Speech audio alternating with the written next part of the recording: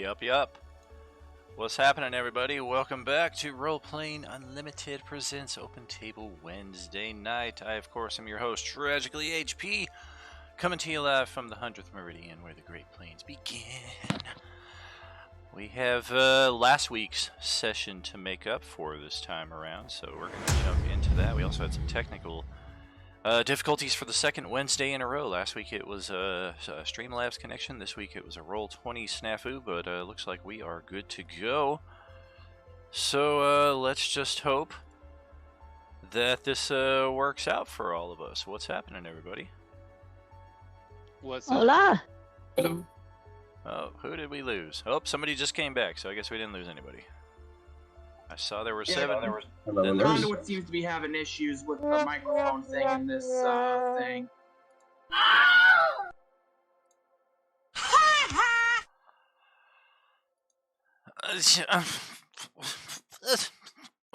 Well, I mean that's just to be expected, I suppose. Why is this what's happening? There it is. All right, well let's jump back into game for the first time for our new friend SugarPants26. Welcome. Hey, hello. Howdy, stranger. It's a pleasure to meet you, and welcome to Role-Playing Unlimited. He can play sound effects, so that's going to be how he tells us what he's doing with his turn. So, is that the end of your turn there, Justin? Yeah.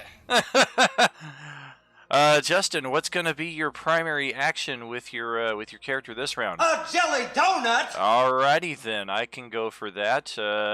You failed your saving throw, however, so... What the fuck is that? Alright. Oh, you stink! We've got options for you there, buddy. Well, here we are. Stage 5. Imprisonment. Map loading. All of you should see where we last left off. In the case of SugarPants, however, you're likely just staring at a completely dark screen. We will certainly amend that as I get your character situated here. Depends on just what we've got. Well, that was correct, and no rush. Hey, cool, you've already got a token for your character, so that saved me a moment or two. Bye, Felicia. Oh boy.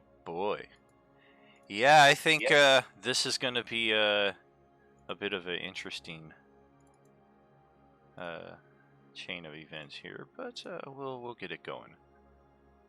You know, my mom actually hates that phrase "Bye, Felicia" because she used to. Because back when she worked at the high school I went to, she taught a special needs kids class. Oh. And all the kids would repeatedly say "Bye, Felicia" to the point where it just annoyed the hell out of her. Oh, I bet. Hey, that's what I do. And because of that, though, I did actually, when my nephew, my sister's son, started learning how to speak and stuff, I actually managed to get him to say "Bye, Felicia."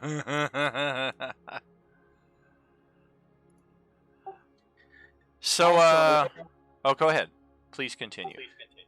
Sorry, one more thing is my mom has it to where since she's the aunt or the grandma rather, she has it to where my nephew calls her Mimi, but she hates it. But she hates it when me or my sister joke about having him call her Wee Wee, and of course at one point or a couple of points I actually managed to get her to call her Wee Wee. Yikes. Well, I mean, how cool is this? And that.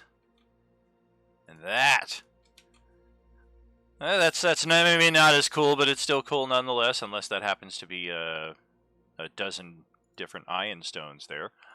But suffice it to say, we got our hands on a nice chunk of treasure after all of these poor motherfuckers who came in here before us were not as successful. We do see their remains all over the place, primarily over here.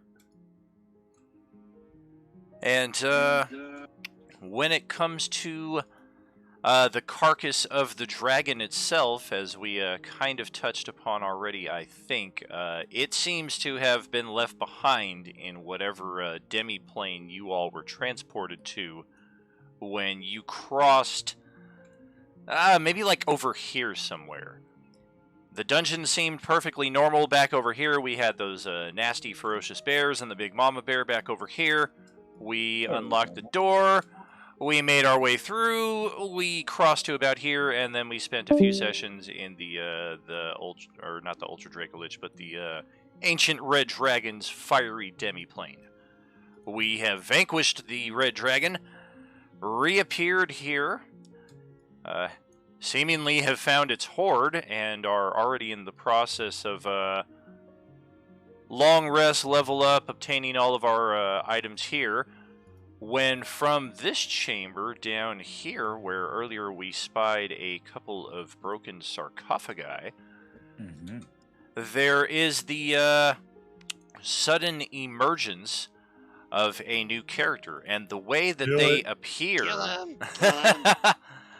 The way that they appear is familiar enough for all of you that are part of the Dragon Lotus crew. When your character is taken away, when a new character is brought in, when you need to just go take a restroom break and come back into the field of play, this is how you are dropped in. So, once again, we do have a character who is on board the Dragon Lotus. It is our Spelljammer type spacecraft that we use to traverse the astral cosmos, seeking all kinds of rare artifacts and cool exotic creatures to add to somebody's collection. We've not quite figured out what that's about, but that has kind of been a primary objective. And at this point, we have, again, just slain this red dragon, and for those of you who are paying attention to the coalescence and how all of these tables are connecting, we are aware that the Dragon Lotus comes under attack by Zastam and his forces, his astral forces. I don't know how many other DMs have put those together. Zastam, the commander of Star Destroyer Executor. But I digress. It was in that assault that the Dragon Lotus was destroyed. The Cantina deck was separated, kind of like the Next Generation, how the saucer separates from the rest of the ship. Yes, I'm using a fucking Star Trek reference. And we also had numerous escape pods jettisoned from the Dragon Lotus as well. So we do know some people survived. We know some people, such as our ship's merchant Meridian, were instantly liquefied upon crash landing.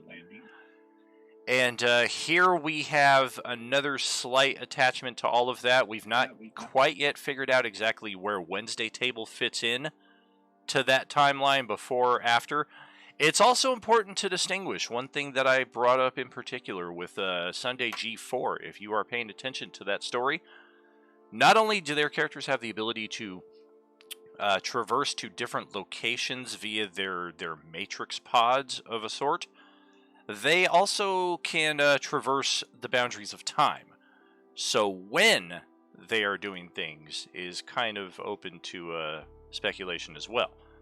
And that also kind of opens up a window for all the rest of our tables as to, is this happening before, is this happening after, etc., so on. This brings us to the reappearance, or the appearance, of a character who we've seen on the ship. And just to kind of bring you into this, Sugar Pants,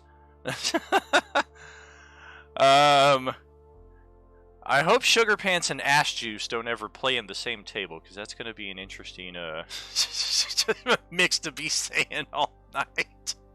Stares blankly at this voice in the sky. And then on the seventh day, this point, we will do our character introductions for the benefit of our new players, so he knows kind of what he's getting into. Again, you would have all seen each other on the ship at some point in time, so just how much you choose to know about each other is, of course, open to your own designs. I'm going to start off over here with Josephine to begin our character introductions, if you would, please. Josephine is a slightly older woman who appears to be I believe at this time she has just finished inlaying a wolf pelt into a suit of plate mail. It's belly plate mail. Yeah. Nice. And she's busy furnishing that, and she has the aura of simply being a proficient guardswoman. Oh, wow. Self-identifies as a captain of the guard. And fortunately, no longer smells of hippo sweat. Yeah. We'll change that.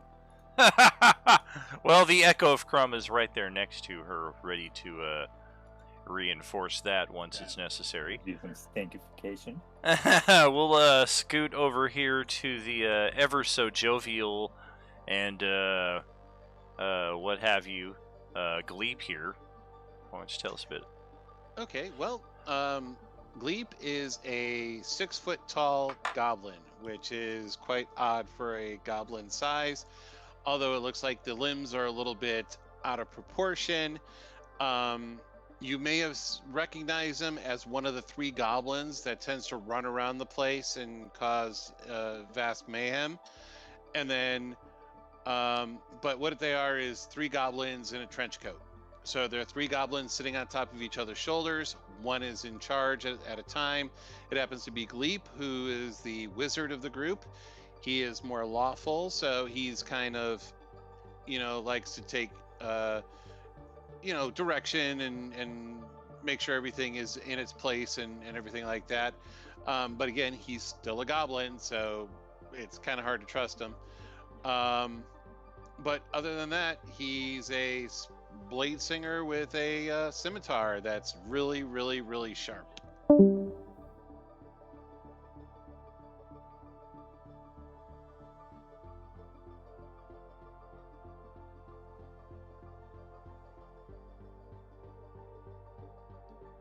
And I can't hear Dan at all. Oh, well, that makes sense because I don't have, I had the mute button pushed. But it's also doubly fitting because I was just saying it's unfortunate that Justin can't connect to the voice chat. And Yeah, Sam. I was just going to ask him if he could hear us. it'll be doubly sucky if the same thing continues into next week because he's the game master on Tuesday night. Whoops! So heading up next here would be Sir Ricari, but we're gonna let him either type out some info or hopefully get the voice connection thing under control. He I guess only someone hears us has through silence on him. Twitch. He only hears us through Twitch. How? Jump back into the Discord here, J-Man. I can't imagine it would be, but maybe somehow I have you muted. I know sometimes I'll do that, like for HPTV, and then it means that people can't hear you across the server. But nope, I don't have you muted. I don't have any special preferences or restrictions there. Quick, somebody get playing some echo herbs. Let me try to create a special preference here. Maybe if I turn your push to talk off. He did say it was working in other voice channels. I don't know if he meant like on Really? your channel here, or if he meant like other channels. But yeah. Like if you go over to HPTV, you can talk? Should we just all move over there? Has he tried rebooting? I don't think he could hear us in here. But A Oh, maybe he did. DTLS connection error.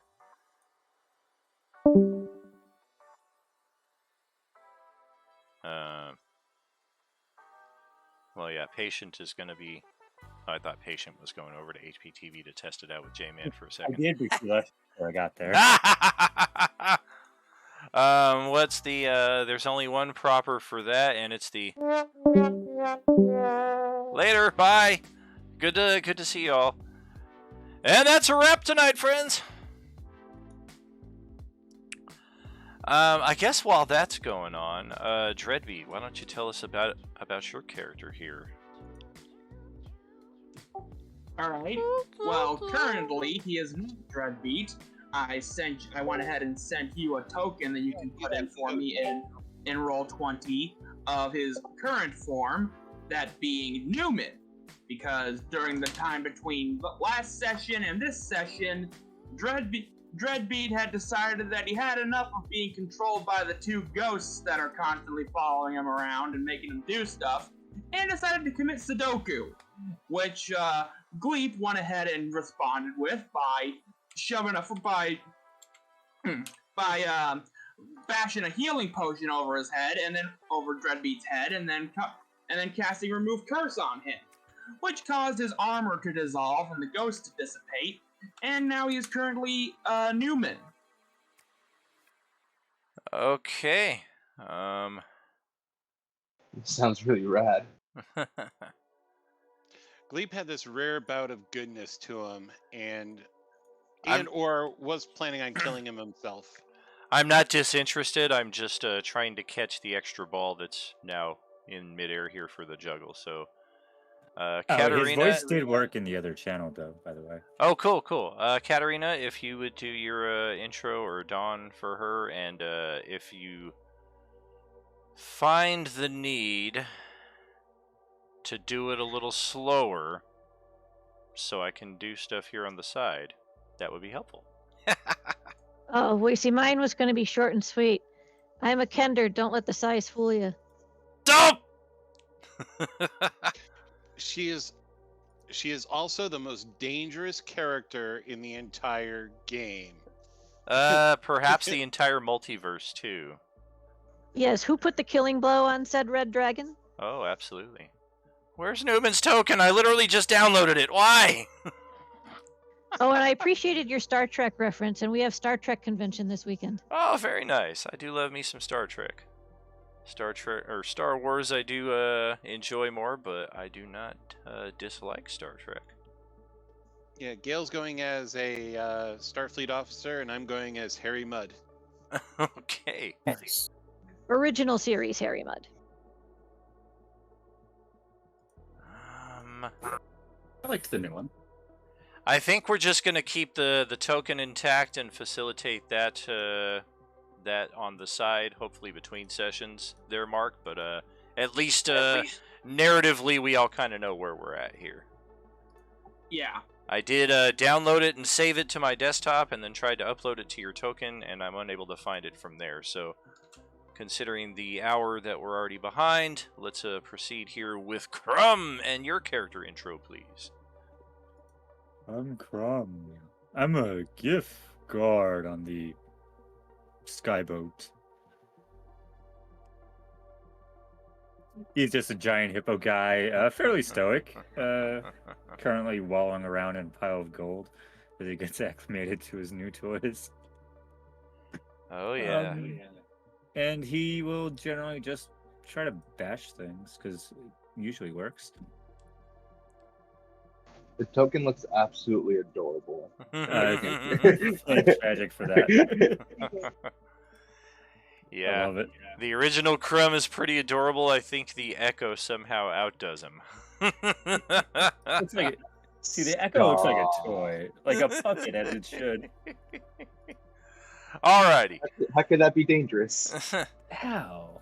So now that we've got that out of the way, let's all vacate the voice chat here, jump over to HPTV, where hopefully we can join Justin on the communicative side of things, and proceed from there. Uh-oh. Everybody jumped around too quick. I lost track of where I'm at. Look at that. I'm the last one to join because I clicked the minimize channels button. There we go. Alright, so just about everybody's over here now, it looks like. Yeah, I was gonna say, why is, why was he able to talk over here before? Because everybody's suppressed. Whatever voice chat worked. Alright, let's try that one.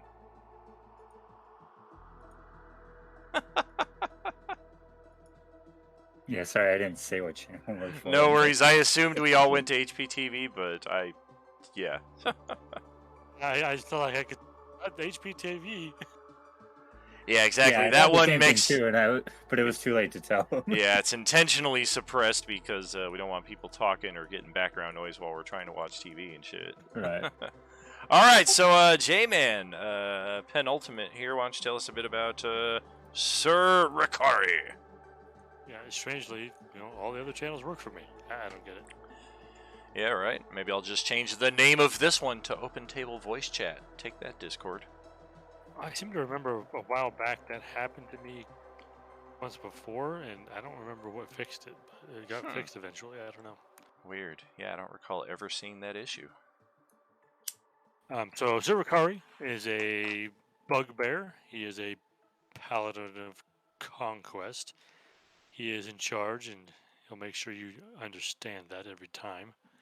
He wields a big ass halberd, and but he's still kind of friendly, I'd say. You prove your worth to him. He's gonna be your friend.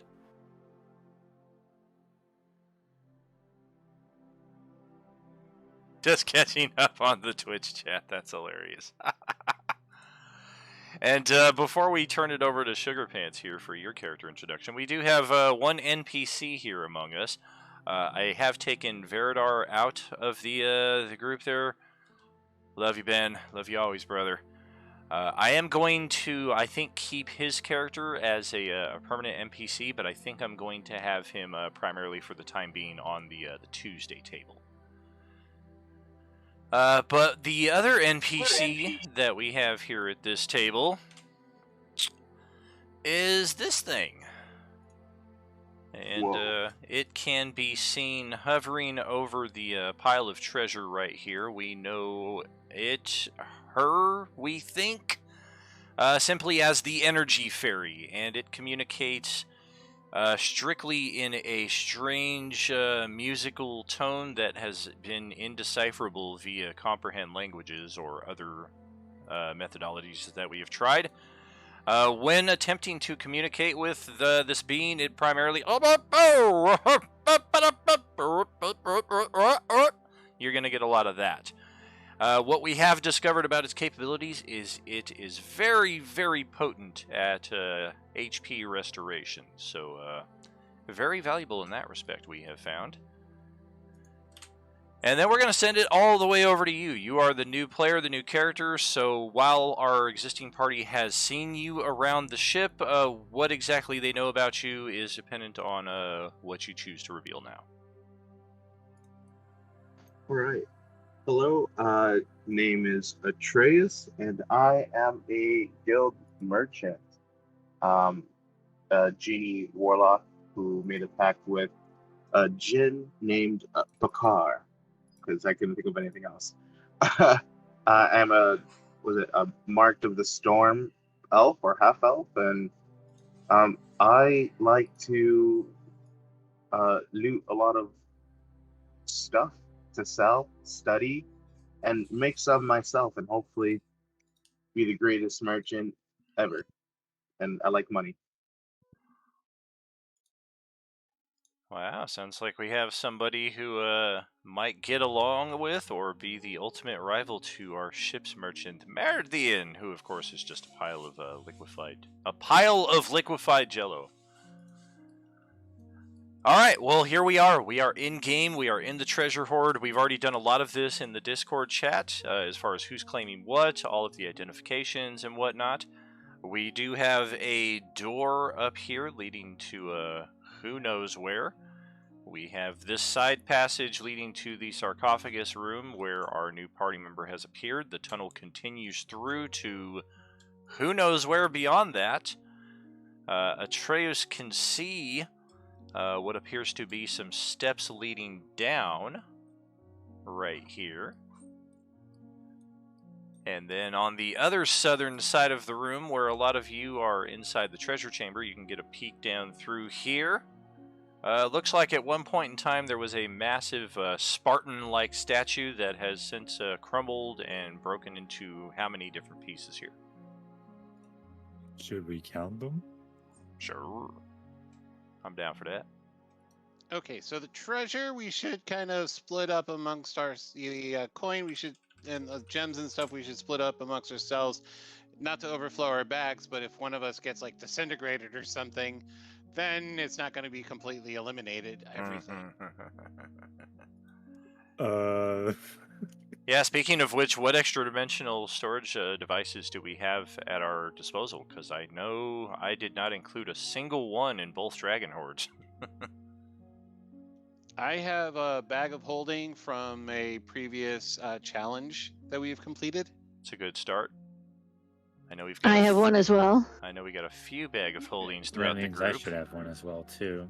I don't do think have my everybody- gin vessel that I can hoard some stuff in, along with take up to like 5 other people in there. Does the ship have a bank? What ship? It does, or rather, it did. Ship went boom. Yeah, so we should split this up amongst those that have extra dimensional spaces, not to overload anybody. And also, wait, new guy wants to come in and get money, and he didn't do diddly to attack the dragon? What It's- the heck is that? It's Notice called the a alt reward? signing bonus. A signing bonus. Jeez. Yeah, I'm assigning him the back part of my blade. He could take the bones. There's no bones. The bones were left on the other plane. We keep telling you that as you try to eat the thing. Well, these Listen, bones are I- here. Yeah, I'm, you're I'm standing weak. on I stayed top. behind. I saw you guys kill it, and I can give you guys a hand. You know, let me count your treasure for you, for science. I think we've got counting down to a science ourselves. I don't. Fair 3 enough. of us and 1, 2, 3. Is there only 3 extra dimensional bags in the group? There should That's be. not enough. I don't know. I haven't checked everyone's extra dimensional bags. I don't know. I know Rikari should have been here with us when we finished that challenge, unless you did it on a different Knight's character. It also depends on what exactly the challenge was, because I know it was not Oh. I know it was not like a universal. Oh, it everybody wasn't that who one, was in the okay. community got it. I don't remember exactly which one it was. Once the challenge is awarded, I kind of put it out of mind and move Yeah. on to the next one. So I'm just counting on everybody to be like, yes, I got this from this and Otter System. Cool. I don't remember anything like that, so I probably didn't get it. Yeah, I think that may have been the random one where I just said, "Hey, everybody, what do you think HP in Tragically HP means?" And I think I got a lot of responses, but not everybody responded too. So it could have been that one.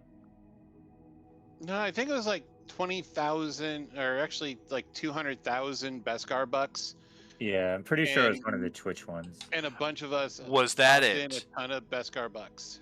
Gotcha, and that's totally valid as well because we've had a couple community challenges that we did succeed. But yeah, point being is that the bag of holding can hold about 500 pounds of stuff inside of it, and I think we all know we got a lot more than that here.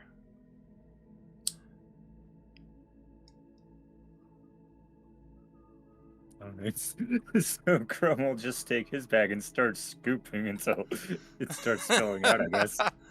Yeah, I mean, at least when it's full, it only weighs about 15 pounds, so that's a little Yeah. refreshing. But there's still just a lot of coin here that we're kind of like, well, what do we do with this? Item-wise, we're Wait. kind of settled. We've got what we want, but there's I still need a to make lot. sure I don't accidentally pick up any of their bags. Fortunately, we do not run into that issue. There's nothing hidden in this horde that we've not already found. After the extra dimensional spaces fill up as much as they want to, is there any other? I can see on the map there's like a chest, a urn, or something. Is there other like containers that coins can be placed in? There are chests, yeah. Some of the chests already have a fair amount of coins in them in addition to what we already see on the map. but there are, I mean, there's what, 1, 2, I think there's one buried under here, 3, there's a 4th one here. We do have a little bit more wiggle room to toss things, a 5th one right there. Out of the gem list, the 1,000 gold piece opal is gone because I needed that as a spell component for identify. So that's what I'm used, and that's what I'm keeping as my payment for identifying everything. Do you have like a substitute component thing? Because I thought the component was 100 gold piece pearl. It's... Or is it just a gemstone worth 100 gold pieces? I don't... 5e might be different. I thought it said opal, but let me check real quick. Yeah, I'm pretty sure it's always been pearl, but I mean, you've already identified everything, so it's not like we're gonna rewind that and be like, I don't know what this shit does! Oh, it's a pearl, and I think there was a pearl up in there. Hold on, let me just double check. Cool, cool. And just to, real quick, sorry to interrupt, but real quick, I need to let y'all know my freaking power went out and my internet's not working right now, so I'm gonna need a minute to wait for my freaking internet to come back up so I can join again properly. All right. Well, I'm glad you spoke up, because I was just about to address you in regards to adding the honeycomb axe to your character sheet earlier. I did do that. One thing to take note of is on the item itself, not in the attack block, but on the character inventory side, the little information button attached to it, there's some extra text in there that explains more of what the weapon does. So I don't know if you're going to want to copy that elsewhere or what the case is, but just be aware it's more than just a +2 axe. Oh yeah, I know. Oh yeah, I know. I got the information. I copied the information that you said about the axe in the chat thing earlier when it came up, and put it onto a sticky note on my computer. Okie dokie. Okay, Dan, I see there's assorted gemstone rings at 200 gold pieces each. One of those is out of 11 rings. One of them is probably a pearl. I think we should Gygax this and roll for the perfect percentile. No, you go ahead. You got a pearl. I want to be Gygax, the level 20 mage fighter with the soul-sucking sword.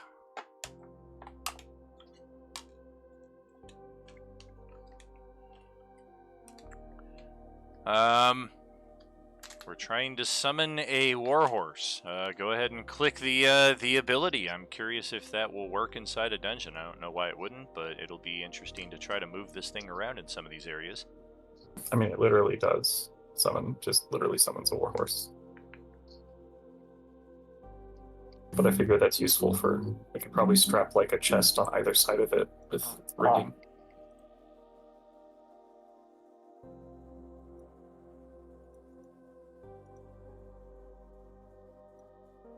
Okie dokie. I recall that I wasn't the only paladin in this group. That is correct. There's another paladin who has fine steed prepared. I do not have fine steed prepared, because why the fuck do I want a horse? Horses are useless. I eat horses. I mean, you get options. You can have a mastiff. Yeah, the giant bugbear's gonna ride a dog. That's right.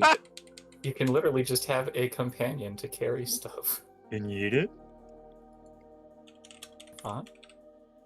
Can you eat it, you know? Chomp Probably chomp. not. Well, I Theoretically, if it goes to 0 points, it disappears. It disappears, so it's even more useless. I can't even have dinner. Mm-hmm. Look, could hunt for you. It can get you more dinner. What, a horse? I mean, Well, the mastiff probably. there we go. Wow. Who the hell is summoning horses? I mean, Josephine entered the campaign riding the horse, so like. What, should I start summoning right. demons now? I mean, come on. Yeah, I seem to recall some horse stuff going on outside. Guess we just lost track of it once we came in. I mean, horse has 18 strength and can quite easily have like saddlebags set up for it that it can carry lots. But it's going through hallways. Right, how are we going to push it through the door? Well, as long as it's a 1x1 area Maybe- you can squeeze. Maybe if we bite a little off of it, it'll fit. I mean, or I could just leave it here with the treasure and then summon it later. I don't know exactly how that works, but I think it works by not. There yeah, we go. probably take the stuff with it. Token is assigned to you, so you can move it around just like any other companion. Nope. Yeah, I don't think the spell actually says if it disappears, if it takes everything with it, or if it just drops everything right where it disappears from. It does not clarify that. Well, Yeah. Welcome in Rules channel is very specific on unclarified rules as far as this GM is concerned. The unclarified rules are very specific. Oh, No, is that well, so just- Crumb will just fill up the bag and then he'll start wandering around, I swear. For sure, and we've got, I mean, there's plenty of stuff here. We can load the horse up with saddlebags and treasure chests. We can load up all 3 of our bags of holding. There's still coin scattered around. Oh, of course. Is effectively where we're at. We're going to gather as much of it as we can. What was the exact total amount? No fucking clue. Man, I hope I posted it in Discord. No. Oh yeah, I don't squeeze is believe you definitely a did. thing. Squeeze definitely works. I do it all the time with big fuckers. So you did put the items in, but I don't think you did all like the coins and stuff like that. Okay, let me go. And if we're filling up check. like tons of something.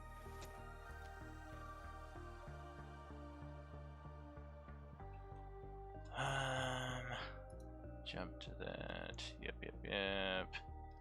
You just posted like all like the special smaller items, not like the whole horde as it is. If that makes sense. It totally makes sense. There it is. I was gonna say, I know I posted this. Oh. 20,000 silver, 35,000 gold pieces, and an astounding 29,000 platinum pieces. You have to go to the pinned message of the horde items, scroll up, scroll and a half, and you'll see my Role-Playing Unlimited tag there. And then I think we also had some text play going on between that before the actual items appeared. But yeah, that is the coinage amount. 20,000 silver, 35,000 gold, 29,000 platinum. All right, my internet's working again. We're good. So, according to the book, it's 50 coins per pound. Yeah. Yeah, I mean, I don't know how much time we want to spend discerning exactly how much of this horde we can take with us to the next area, or if we want to try to find Yeah, a way to I'm just protect scooping up. it. Yeah, I mean, we'll scoop up as much as we can, and there's still a shitload aside beyond that. I Great. assume we're trying to get as much gold and platinum as much as we can, not so much silver, but... And I think we also got a long rest through all this, so we do kind of have the luxury of some time in that respect. Right, and all the gems are going with us because those are the most valuable. Cool. You don't have control of the mount. I gave you control of the mount. What's going on, Roll20? We also, split up most of the items and such. I don't know if there's any particular items that anybody wants to debate on or grab up, but there's still a few items that are just laying on the ground. I don't know which items are still on the ground right now. Well, the clay pot, we know that. Ah, yes. I I don't think know if anyone Crumb is already experimenting with it. He's right on top of it. I don't know if anyone took the chieftain's axe. I would never experiment with a pot. Chieftain's Axe hasn't been claimed.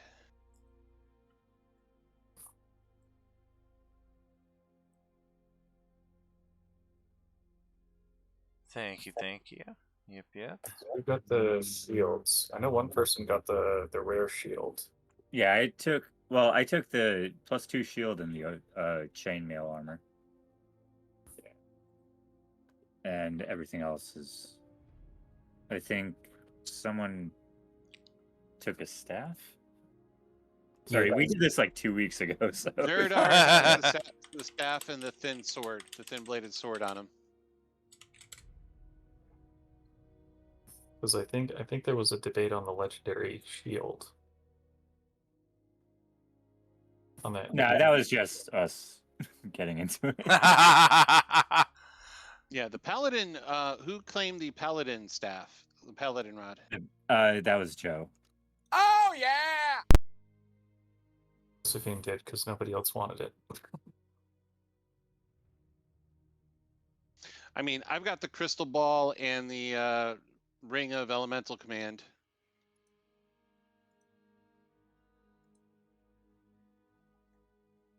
Yeah, and Katarina has the arrows and the blade.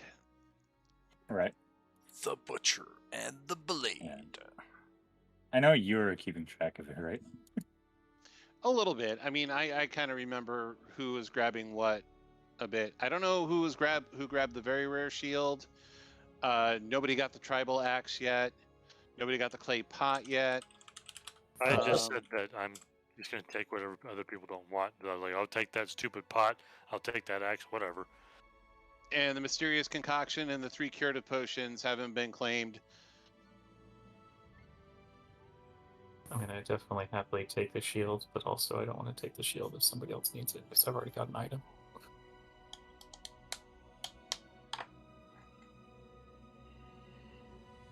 I was only here for a part of the dungeon. Well, even still, a lot of people who would have claimed to have been here longer are no longer in the community. So you've got you're building on your own veteran status. Don't measure it against any Just of them take for sure. it. If Right? they want it, they'll kill you. Right? Oh, there we go. She'll take the animated shield, and then we'll see how it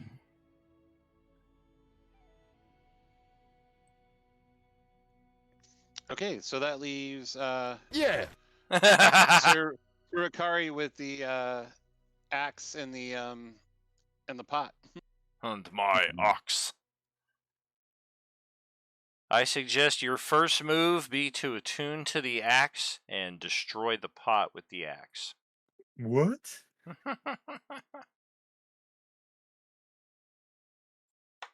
How heavy is that pot? Ooh, Ooh. good question. I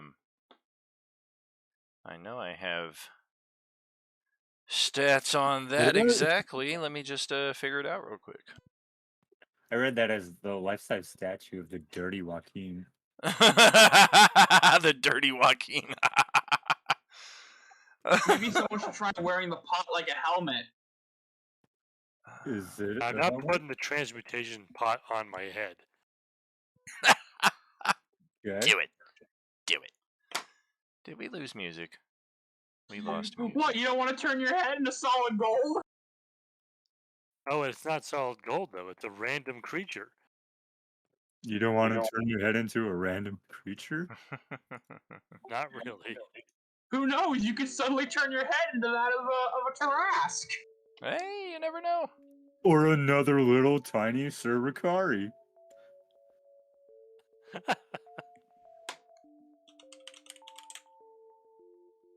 Come Behold my Patrick Duffy leg. on.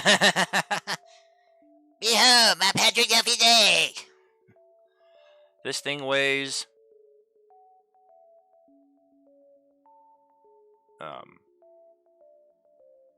well,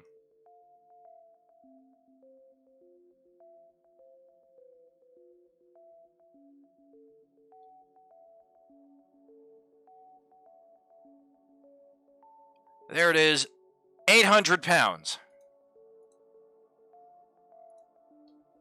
Wow, good thing I have that. Yeah, you can definitely shove it around. I just don't know if it's something that you're going to be able to like put into a backpack or anything.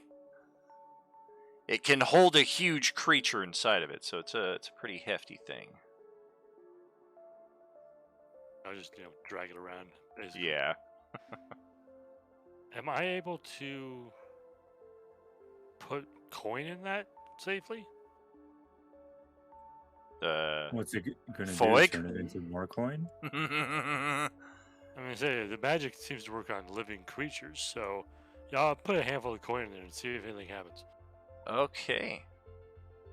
It's like the Indian in the cupboard. The coins just come to life.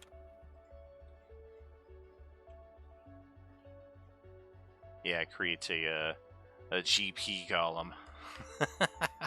Sweet. Hey, that'd be a great way to get gold out of here. All right. Yeah, let's get exactly. going. Follow me. We'll melt you down when we get you out of here. 25 cents for a new little buddy.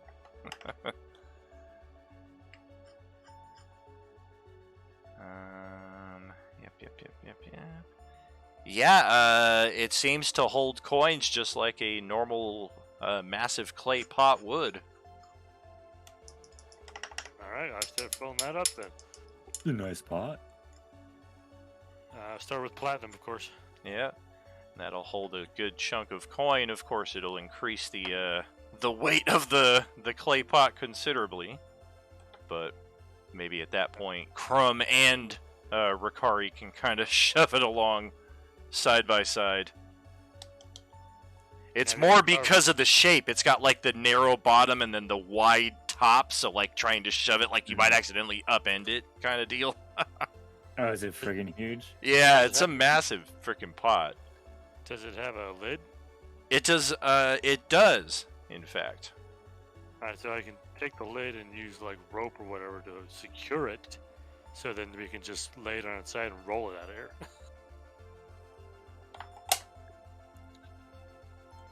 But then it would just go around in circles. Well, thank you very much. Can I be in charge for a while?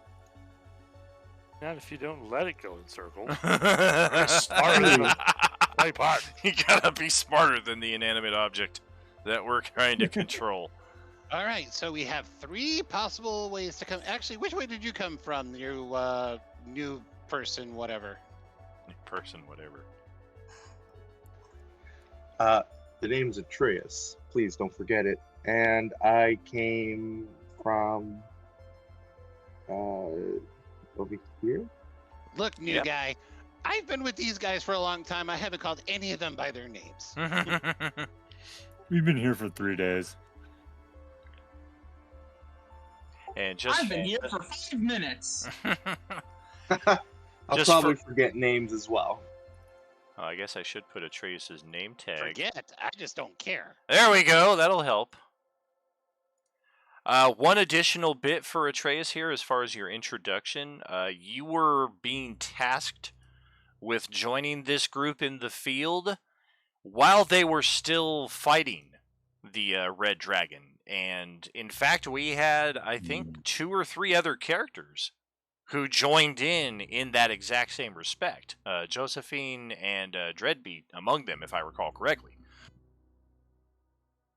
In your case, though, while you were being prepped for transportation down to the planet's surface, that is when the Dragon Lotus came under attack. So there was a delay there, basically a technical snafu like we had here trying to kick off the stream, that prohibited you from getting into the field until just this point. Yeah, sorry for showing up late, guys. A little technical difficulty. Got it all fixed up, but glad you guys survived.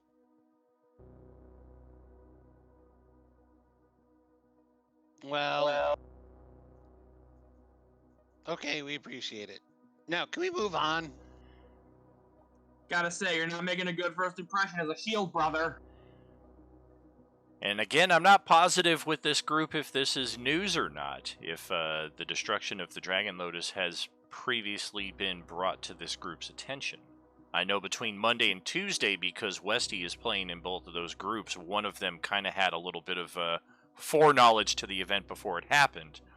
But We have here no on idea. here on Wednesday night, yeah, I don't think we've had any indication of it whatsoever. So I think Westy was with us at a point as a guest, and then he tried summoning the merchant, and we couldn't get a merchant. And it didn't work. I don't think that was on Wednesday night, however, or at least not after the Dragon Lotus was destroyed. I do know he tried to do that, as did Mythwolf.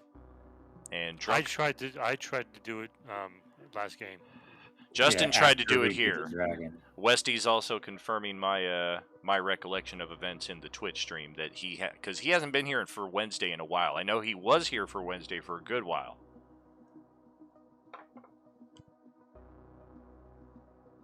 Yeah, he's been here for Monday and Tuesdays, primarily with the seal attempts. So, again, this new character coming in, not only joining late into the fray after you've defeated the dragon, but now Ricari has a bit of understanding as to why Meridian is not responding to his page. Oh no.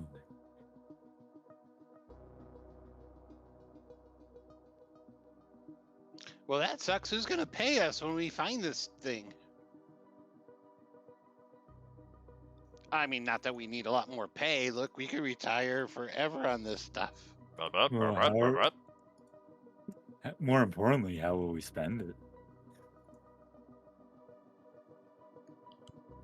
Yeah, it's not like there's a bustling city next door that we can just go and Yeah. live in. We should probably have a look around.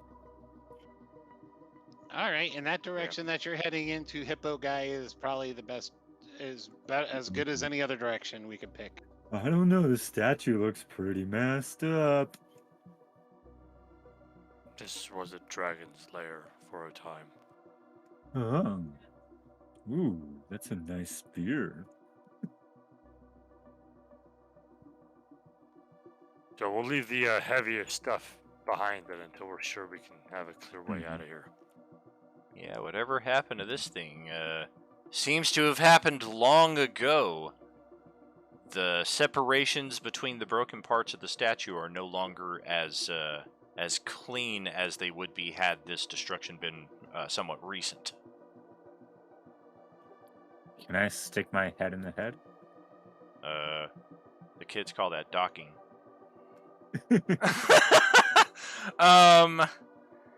Yeah, you certainly can, although I would also request that somebody cast mending on this thing so that we can have a massive construct battle. No. I can fix that for you guys. Do it. From backs way up. Do it. So Ricari comes walking over here and he's like, why the hell is it just facing a wall? Well, I don't think it was facing the wall in the first place. Oh. Yeah, it was probably standing up. Well, based on its feet. Why wasn't it wearing boots?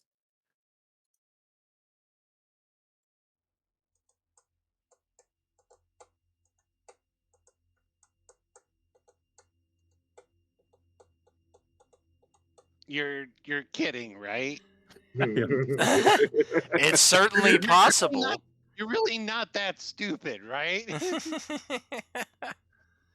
It's Just an just going to overachiever. take. It's just going to take a long while because it's a minute per cast, and it only repairs one single break with each casting.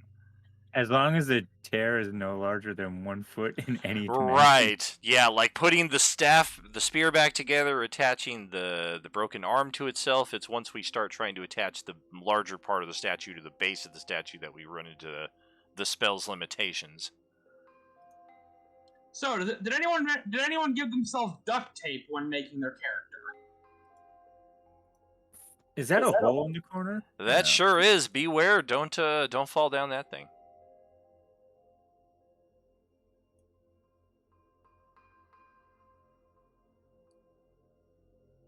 Yeah, Ricari's just standing on the front side, what used to be the front side of this statue, but yeah, why would there then just be 20 feet of vacant floor into a dead end on the other side of that? Is there anything written on the base of the statue? There is not. Crom will just start bashing the wall here. All right. Roll some attacks there.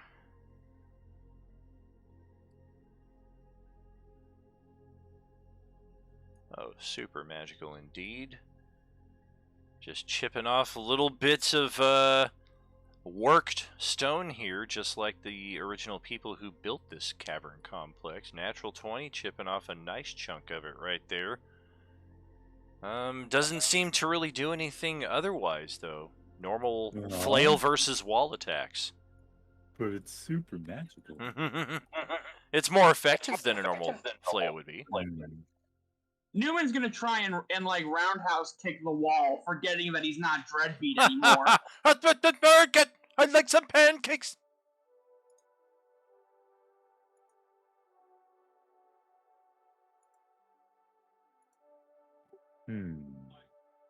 Good grief.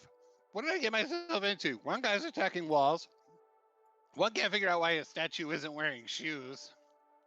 Well, why wouldn't it? Because the creator didn't put shoes on it. That's where Disregard my second attempt at the roll. I clicked it twice because I didn't realize that it worked the first time. What if Oh, we chuck gotcha. it down the hole? So Dreadbeat roundhouses the wall and ow, my ankle. Ow, ow. He has like the delayed reaction where like a tear goes down his eye because he practically broke his freaking ankle, and now he's like, oh god! He's like clutching his shin and hopping on the other foot.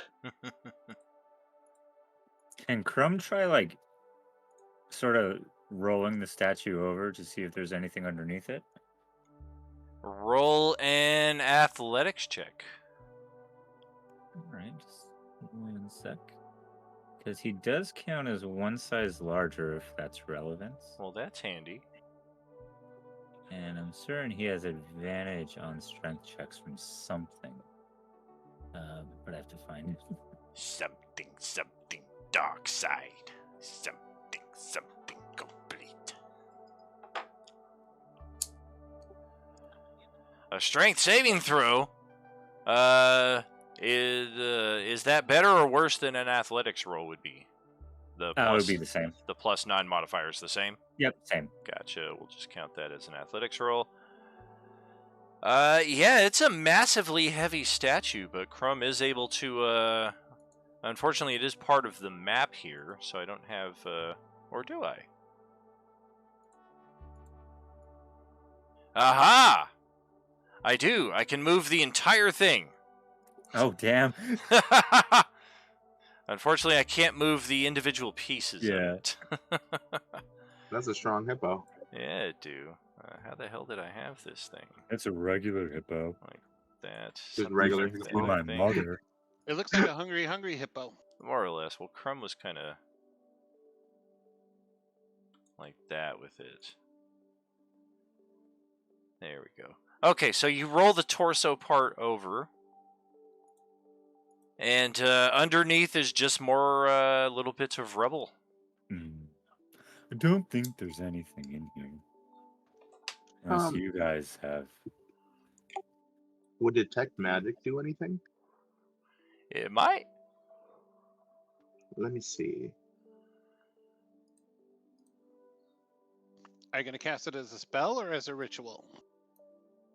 I can cast it at will. Well, la-di-da. Fancy. And I do apologize. I'm still getting the hang of Roll20. This is my first session. Hey, welcome. Your first Roll20 session or your first D&D session? Or both? First Roll20 session. Everything else was in person. Nice, yeah. Roll20 is a bit of a learning curve, but I think what it lacks for the in-person touch, we do get a lot of bonuses here visually. Oh, for sure. Especially if one's computer can handle the occasional animated token that I might put on the board. I know sometimes that'll crash somebody's computer, but other times it's like, wow, that's super cool. Okay, well, some of you are doing ridiculous things. Here Ricari is missing. Where did he go? If I knew that, he wouldn't be missing. He was missing. He was somewhere. We just didn't know where. I think that was one of the more ridiculous lines I ever heard on Forensic Files. He was missing. He was somewhere. We just didn't know where. Yes, thank you. How do you turn up missing? You can't turn up if you're missing. Well, all seems quiet where Ricari is going. I got good eyes on you. Our Twitch streamers there are following your exploits down here along that passage. It's I a got narrow, I got fed up with nonsense in there. I'm like, I'm gonna go see what's over here. Yep.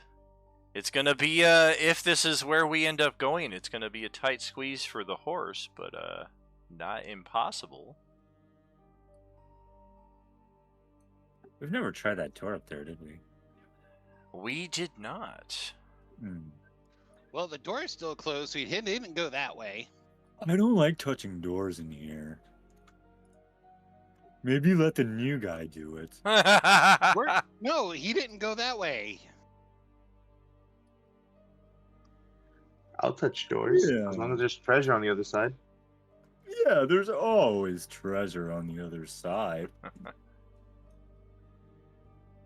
Take me to the other side.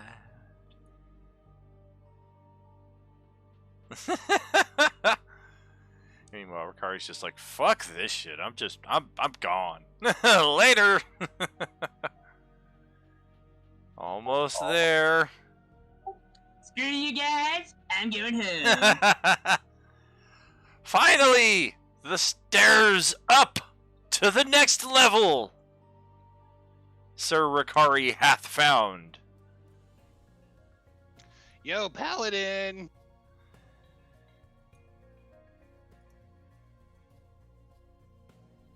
Have gun will travel, sings the heart of a man.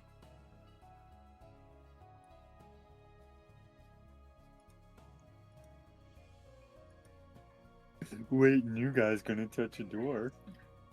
Ooh, where's the door? I'll touch it. Hey, well, Dreadbeat was stepping up on it. Does Dreadbeat happen to speak Draconic? Or, I'm sorry, Newman? Does Dreadbeat speak Newman? Let me check right quick. Newman. I come around the corner. Hey, found stairs up. Long, skinny hallway, and then there's stairs at the end. Oh, maybe we should check the doors first then before we leave. If the stairs go up, then this door stays on the same level. We might as well check out the same level. That's a good idea. All right. Of course, it's a good idea. I'm smarter than all of you. All right. Draconic, no. Abyssal, yes. I believe I speak a Draconic. I speak dwarf. Just double check.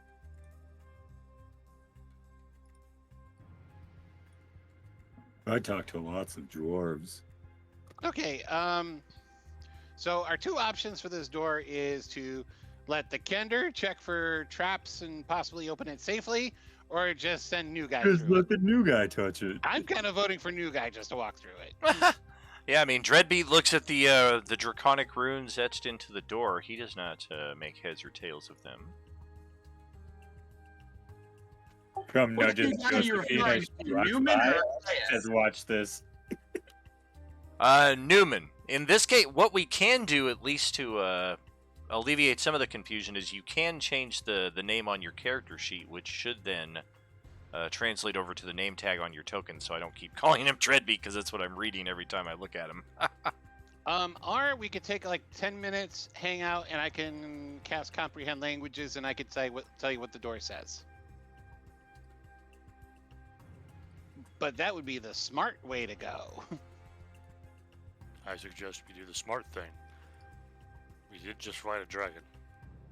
So I'm going to spend 10 minutes. Cast it Come as a get ritual. some drugs. Alrighty. Z-Bob should be able to have some perception there through the eyes of the Warhorse now.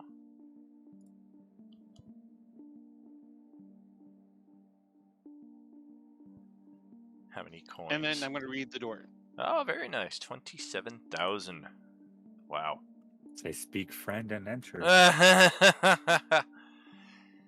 It says, beware, ye who enter. Ye may not emerge as you are. It says new guy should go first. That's what I thought. I'm gonna go ahead and do detect magic again, just in case, just to be safe. I'll touch it though.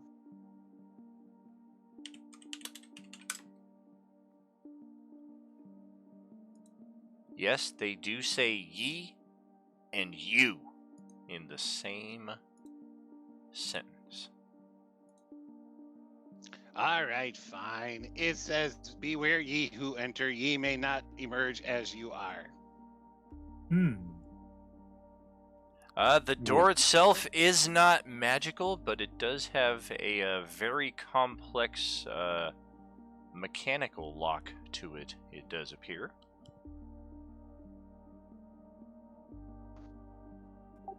Can Newman touch walk up to the door, knock on it, and say, "Hello? We have Girl Scout cookies."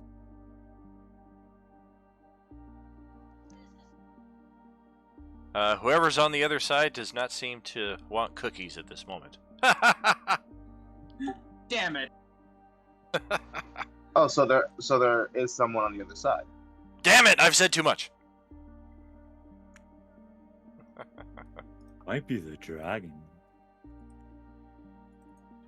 better be sharing those cookies. Who told you could eat my cookies? Put that cookie down now! Someone should try. I think the strongest among us should try and bend the door. Why? We have her. Yeah, Who How can- about if I check for traps first? yeah. I was hoping one of you would ask. One of you would say that you can't bend the door. To which I would say, and you know that. This door looks pretty stupid. Futurama. Love it. Well, Gale, if you're gonna step on up and check for traps, then definitely move your token into position there. Yep, and roll yourself a investigation.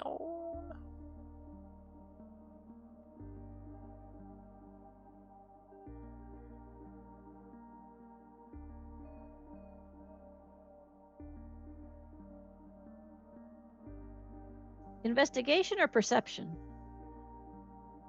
Whichever you like.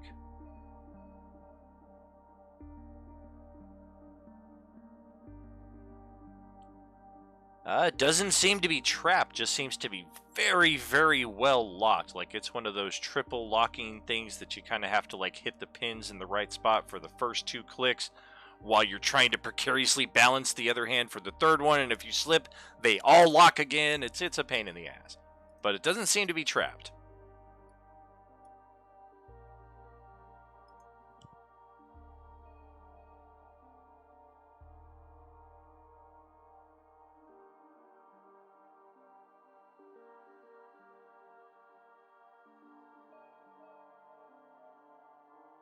That would be a Thieves' Tool proficiency roll if you want to try to get this thing open. How's it looking there, Katarina?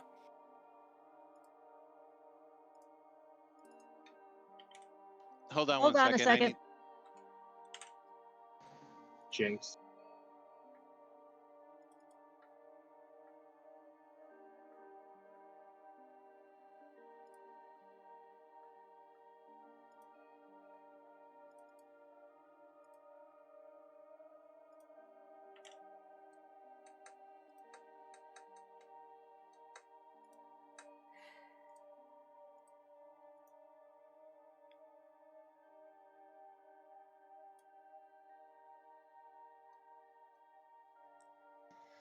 Okay, I rolled 23. Thieves' Tools.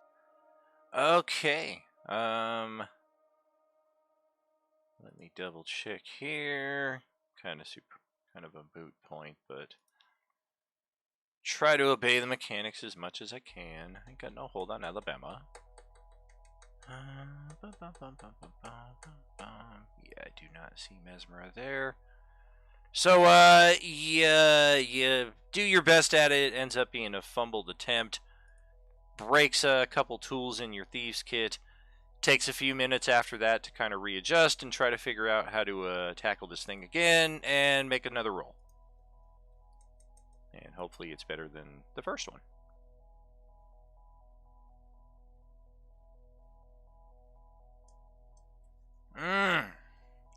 That's the same roll as the first one. Unless somebody gives her inspiration. Or unless she's holding on to one herself. I don't know if that little box on the upper left of your character sheet has a little dragon icon where it says inspiration, or if it's blank. If it's blank, you don't have inspiration of your own. Likewise, our Twitch audience may contribute Beskar bucks to grant any player advantage, or any of our players who currently possess advantage or inspiration can also gift those to other players. If I'm looking at what you're saying, it looks like it's blank.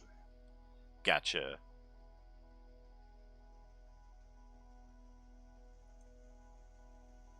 Yep. Or we can continue to keep trying. There just is a limit to how many tools are inside the Thieves Kit. I don't think mechanically it goes into that kind of detail, but narratively, you fail so many times, eventually it's just like Skyrim or Fallout, and you're like, crap, I got no more Thieves picks. Can I blast the locks open? Oh, there's the advantage. Who's got... Oh, did somebody cash in? Hey, patient cashed in 5K to grant advantage. This is a good news, bad news thing. The bad news is the 26 on the other side of the 23 is still not good enough. The good news is when you have an advantage roll, you do get to roll a second time there, and we're going to effectively take the best of the 4 rolls, so it's like quadruple advantage. So one more roll there, Gale, and hopefully one of the 2 on the other side is better than a 26, because we know that's not good enough. A 31! Perfect! The DC was a 30. That's how much of a pain in the ass this lock was. I will... The cheeks of your ass, you just barely managed to do it. Right. Good expenditure there. Pushing for that 100K, for show, for show. Alrighty, well, the door is unlocked, so when you are ready, whoever wants to go in first, click the door. It will open up. And let's just see who's on the other side of that. Newman. Newman I'll let someone steps bigger up. and tougher go in ahead of me. And the immediate humidity of this room kind of washes out to greet all of you after the the drier conditions of the dungeon that you've been in so far. This area has a large contained pool, a small walkway leading out to a pedestal upon which is the greatest fucking sword. I know that doesn't quite do it justice, but trust me. Sword? Trust me, it's the greatest sword that any of you have ever seen at this point in your careers. And based on what's laying in front of it, it does appear that at least 1 or 2 people either made it past or snuck past the dragon at some point in history, made it to this room, and it didn't end well for them. And perhaps... Nothing happens to anybody who's walked through the door at this point. Correct. As you step through the door, everything is fine. I'm My watching. icon is stuck in the door. Yeah, I was Gotcha. just watching the first couple of people that passed through. So basically, we walk in to find frickin' Excalibur in the middle of Florida. And perhaps most importantly, there is another... All the way Dragon? across the room here, there is a plate of metal mounted into the stone wall upon which there are some draconic runes. Also etched into there. It just seems like somebody's going to need to get a lot closer to read them because there's a lot of them and it's kind of far away even if one were standing all the way out here. How deep is the water? It's hard to tell from here just due to how dark it is, and even with the limited light sources your group brings in, it seems like it's at least deeper than 10-15 feet beyond what you're able to see. So it's not like waiting. Correct. And it's like almost instantly deep too. Like it's not like a pool where 2 feet, 3 feet, and then deeper. Like it's instantly just like, whoa, that's deep. And first off, before I send us to our little halftime intermission here, I do have a question for Dawn and Justin. That's kind of been itching at me for man, like the last 3 months or so. Do you guys remember this dungeon? I remember some of it, and I also remember that we've seen the sword, but we never got close to it. Oh.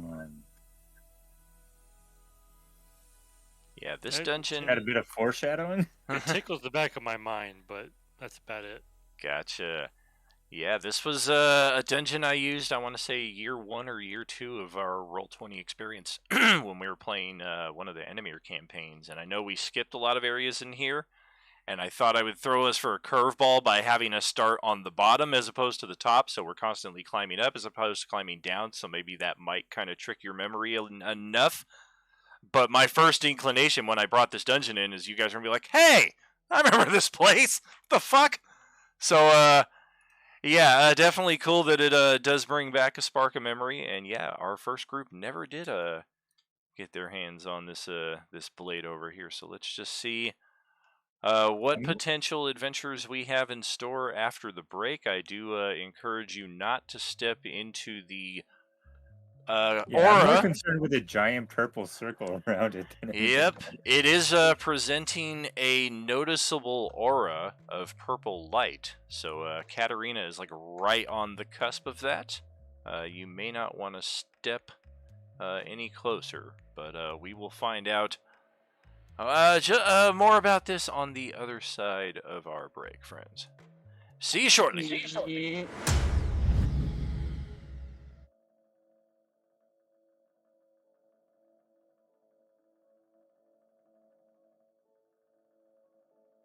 Of course, keep the RP going if you like.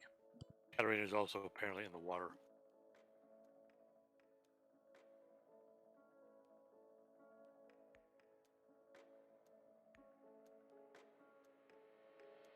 You say not to go near the purple aura, and my immediate instinct is to have Newman just go right up to as close to the purple aura as possible without actually touching it. I don't like this room.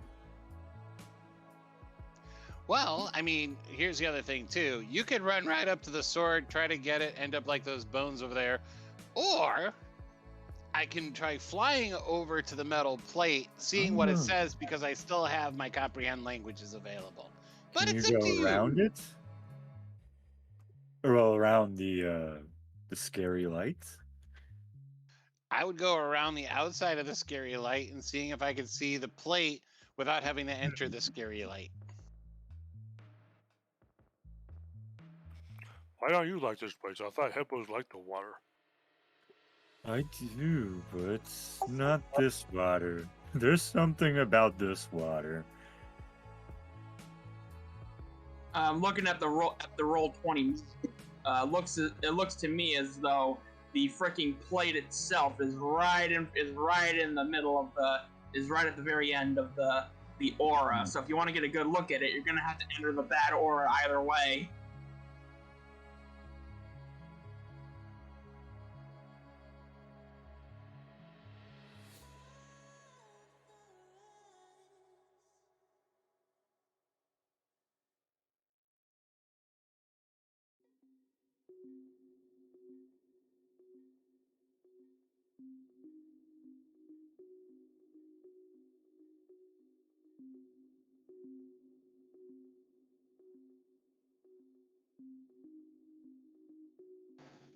Just want to dive into the water, see what's down there.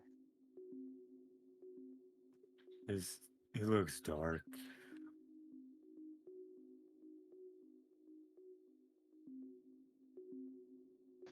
Crumb will use his Gravity Echo light. Avatar to go in the room because he's too scared to himself. He won't be hiding behind a pillar.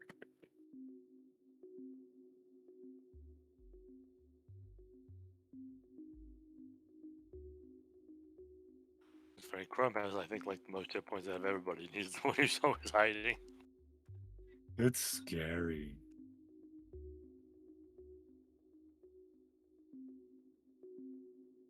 It's funny. Most Echo Knights have made like connected with their Echo to bring forth this battle, advantage. Crumb has done it because he doesn't want to go in the room. There's nothing to fight in there. Its magic scares me. There's a pretty sword.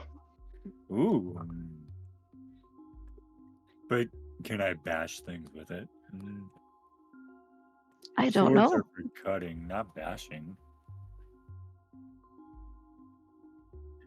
You could bash things with the sword if you stab them deep enough. Eventually, you'll hit them with the hilt. With the hilt? True. I'm not that stupid. You know, it's pretty sad when the goblin is the smartest guy in the room. Hey, I thought goblins were smart. They can be very clever. To be fair, I'm smart too. I just choose not to use my smarts. Then, if you don't choose to use your smarts, it doesn't make you smart. No, it makes you wise. No, I'm pretty sure if you choose to be stupid, you're still stupid. SpongeBob, you can't expect my normal brand of stupidity. I like to mix it up. Keep you on your toes. Actual quote from Patrick, by the way. That is an actual quote from an episode of SpongeBob. I think we'll mark it down as in history as the I got a dream speech from MLK, but thank you for that.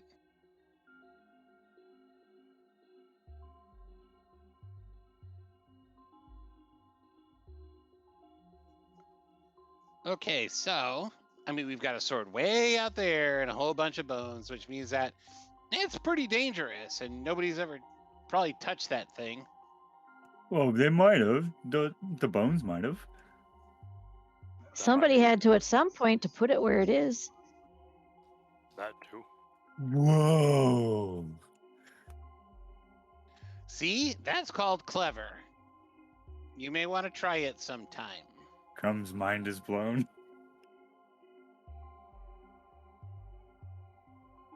Who put it there?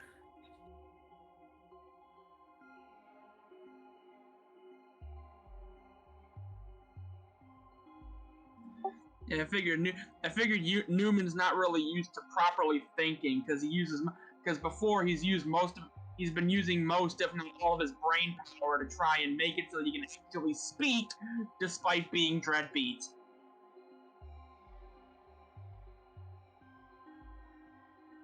So the question lies in who put that sword there? Why did they put that sword there? What killed everything in there? And if the sword is so powerful that it's in a chamber such as this, who can or cannot actually touch it? Because I'm sure it needs an attunement to someone or something by a particular characteristic. You know, either by their race or by their class or, you know, their profession or by their demeanor. I mean, there's a lot of items of magic that go by demeanor. Can you tell if it's magical? Oh, I don't need detect magic to tell you it's magical. I think the aura speaks for itself.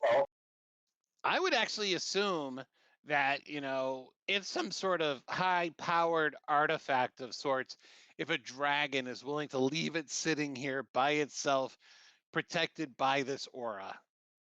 It could just be an elaborate trap. That too. Or maybe the dragon just didn't know about it.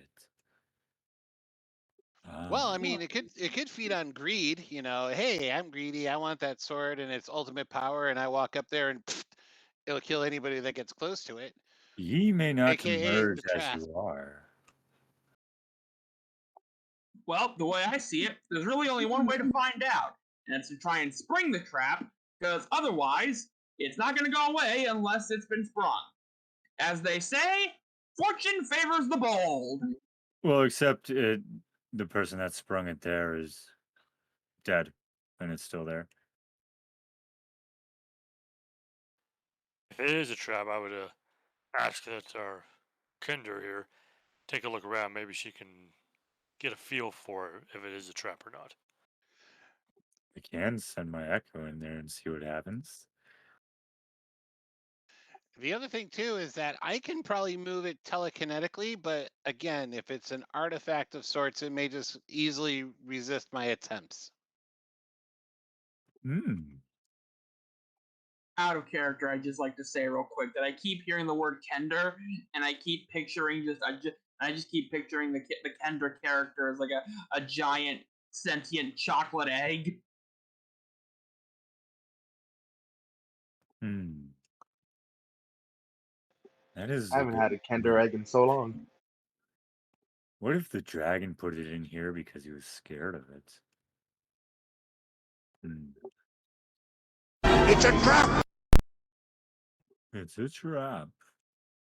You think God too lives in fear of what he's created? Oh, yes. It doesn't matter what you think! I admire your honesty. Damn it! I have the Leroy Jenkins sound clip saved into the soundboard, but it's in a different group, so I can't use it here. Well, no shit. No, unacceptable. You jackass. You know, I clicked on the unacceptable, expecting the lemon grab, going unacceptable. I'm in danger. I got your name. I got your ass.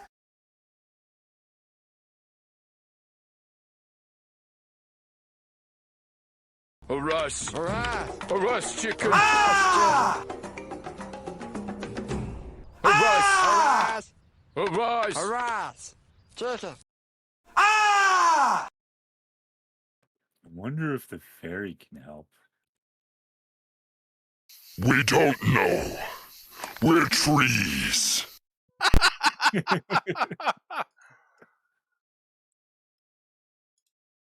That one is extra loud.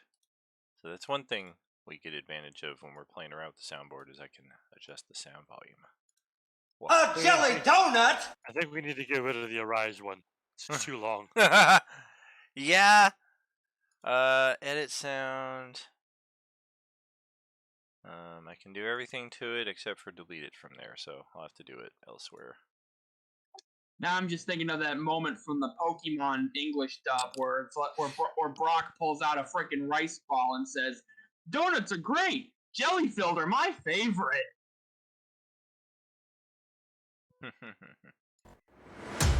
Well, let's see what we're looking at here. It looks like we lost our music again. What's going on? Give me some music. Are you able to add them, or are we able to add them, or only you?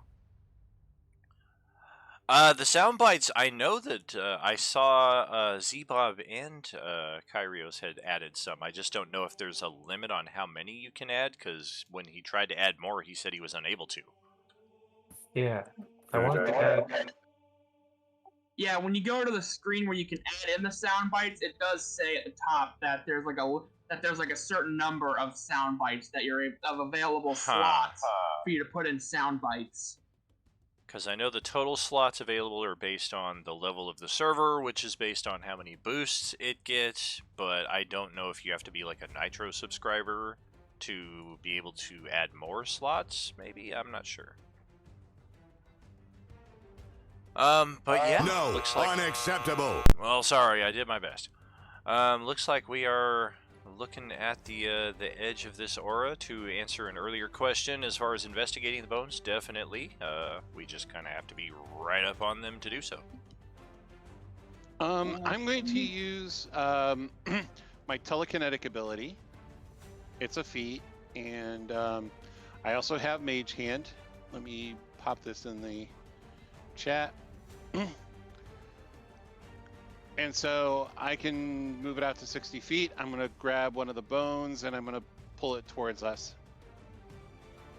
Yes, Josephine is mostly just looking to see if, based on any insignias, any general, like, are they lost adventures? I imagine the robes might look different than, like, worn chainmail or whatever they were having.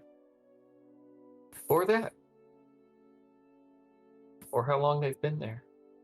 I don't know. I feel like some of those things you might be able to tell at a glance from a distance. Gotcha. From a distance, roll a perception check. When you're bringing the bones in with the ability, totally easy and able to do that. Perception or investigation?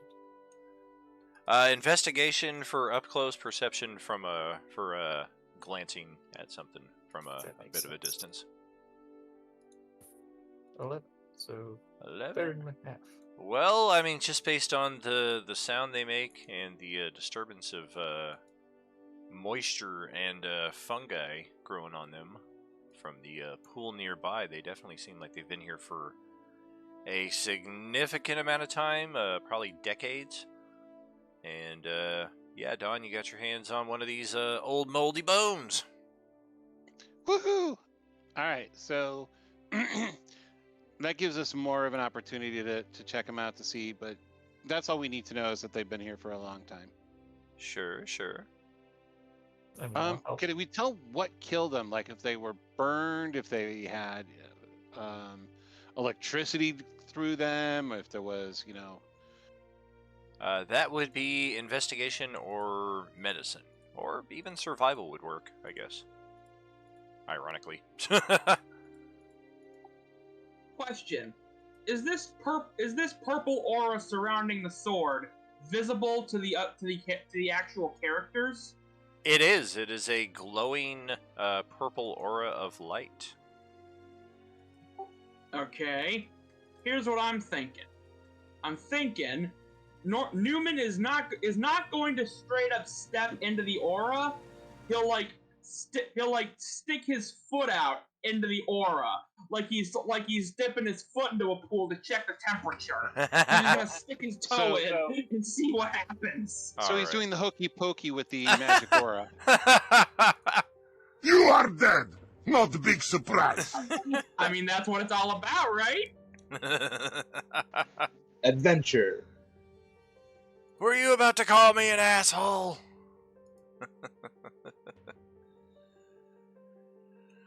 Alrighty, well, upon dipping your toes into the magical aura, let's just change this. What, his foot?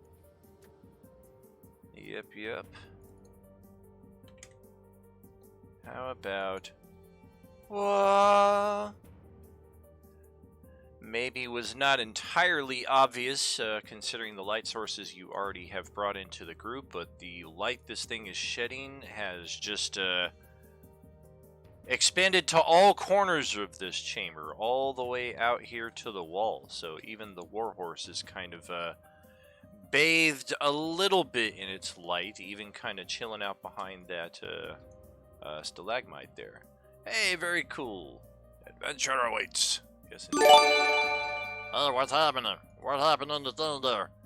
Mythwolf, bro, thank you so much, man. Appreciate that. Thank you so much. Are you with us? And in response to the sword shedding additional light, that's what I was trying to check on. I got a little caught up in your guys' RP while I was trying to prep something during the break. And did not effectively finish doing so. Thank you, Ms. Wolf, for the sub.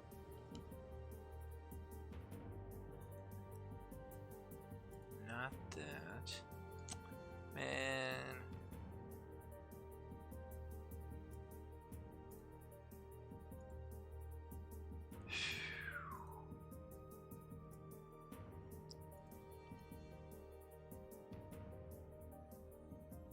That's what we want.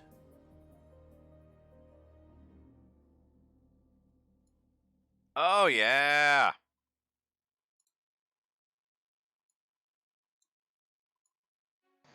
Oh, Lord. Oh, dear Jesus.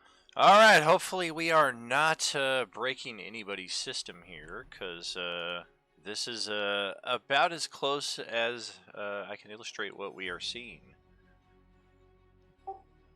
Okay, so apparently Newman has just summoned the Wrath of Zeus. Oh no. My specialty. Yeah, a very visible cloud that begins raining additional water into the little pond here appears right above the sword, accompanied by bolts of lightning. Asilatem in Monday and Tuesday group is just all kinds of jealous. Like, what the fuck is this? You could ride the lightning. Gotta check over to the Twitch chat. Oh, no response from him yet, but I'm expecting, like, yeah, what the hell? And we cannot quite see it here. Zoom in a little closer just to get the full effect on the stream. But there is a being inside of this lightning storm that appears. A majestic deific being. There's a theme definitely going on with this week, or this section of the tables coalescing. As last night we found a deific being, some kind of gothic fairy rainbow bright fae. And this time around we have found something a little different. It has a more masculine vibe about it, despite being unable to see any of its features. You just kind of get this impression from its presence, more or less. And it shouts out in a voice. None of you are really sure which language it's speaking, because whatever your native tongue is, it is speaking in that to you. But it shouts out in a loud voice. One of you may claim this weapon. In so doing, you are my champion. You are directed by my finger, by my hand. You will strive for goodness, for law, for order.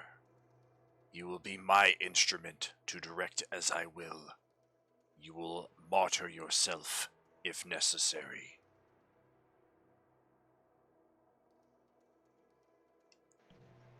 That sounds like a lot, but that's a cool sword. Yeah, that ain't me. Yeah, That leaves me out.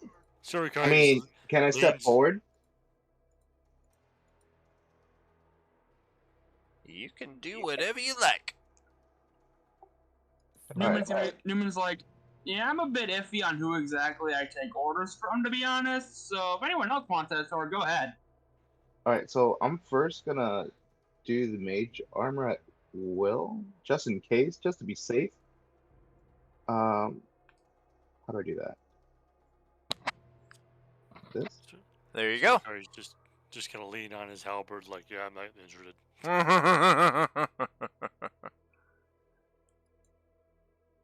Josephine will I don't know step if I did forward. that right, but I'm gonna go ahead and All join. he runs into is the shit that's immune to lightning. Meanwhile, here's Thor. Stepping into the aura of light does instill the aura that this being is projecting. There's no mechanical benefit or penalty at this particular stage, but you definitely kind of feel like you're inside of a sphere of influence, the likes of which you have not been before. And the Echo is going for a swim. No, he's floating. And what Oh, kind of gotcha. I mean, your I'm no bearer stranger have to to thunder follow? and lightning, so I take up the challenge, I guess. Alrighty. Well, let me take a look-see at your character sheet. Can- I really think the goblin should have read first. We didn't look at the instructions. Can you hear me? If you see if you see your sheet moving around there against your volition, that's because I'm doing stuff with it. And yeah, we can hear you. Bird. Okay. What's this Just talk in- I'm hearing about reading the instructions? You're a man. Men don't read the instructions. Josephine asked a question. I don't know if you heard that. Nope. Okay. So Sorry. Go ahead and go ahead and ask it again. And what tenets does your bearer follow? Must your bearer follow?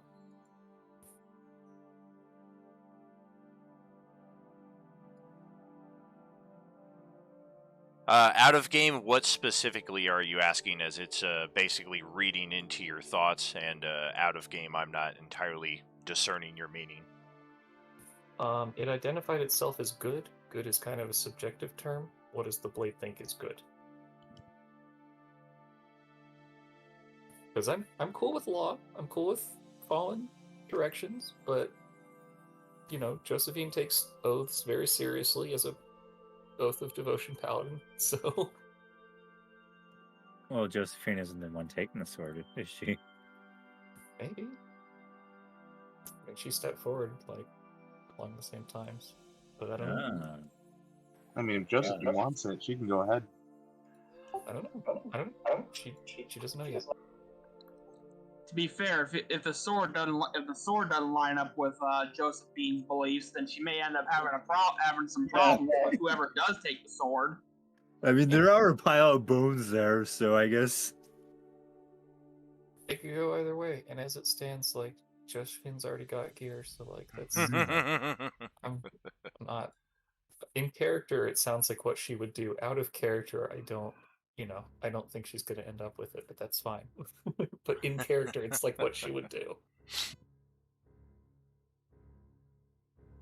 Well, the deity does not deign to answer the question directed at it, but in response to Atreus stepping forward and at least in his mind kind of like, well, I'm going through with this, it does grab hold of you. You just kind of feel this power, this force trapping you in place, like, you know, as you're in mid-grab for the sword or in mid-step to get a little closer. And you just kind of feel like you're being scanned by this power. And at the end of which, when you are released, there is a brief shunt back as you are now kind of occupying the same space on this narrow path as is Josephine. And the deity responds, "Such a gift is not taken lightly. You understand you will no longer be you if you accept this blade. The person you are as you exist will not be who you are on the other side."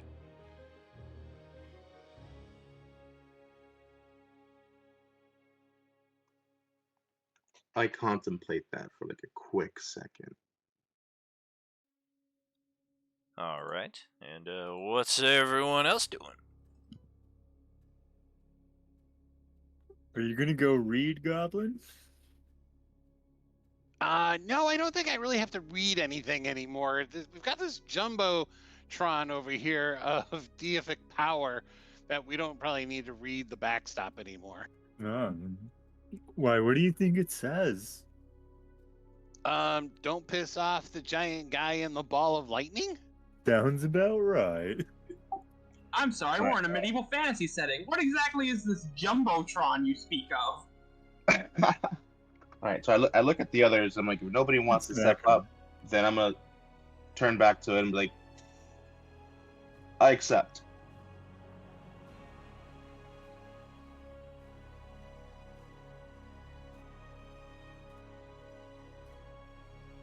I've just been watching with interest, but I don't really care. He's very Orange Cassidy about it.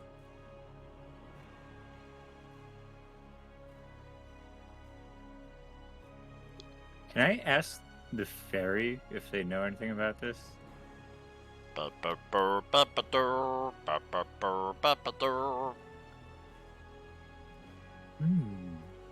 concur.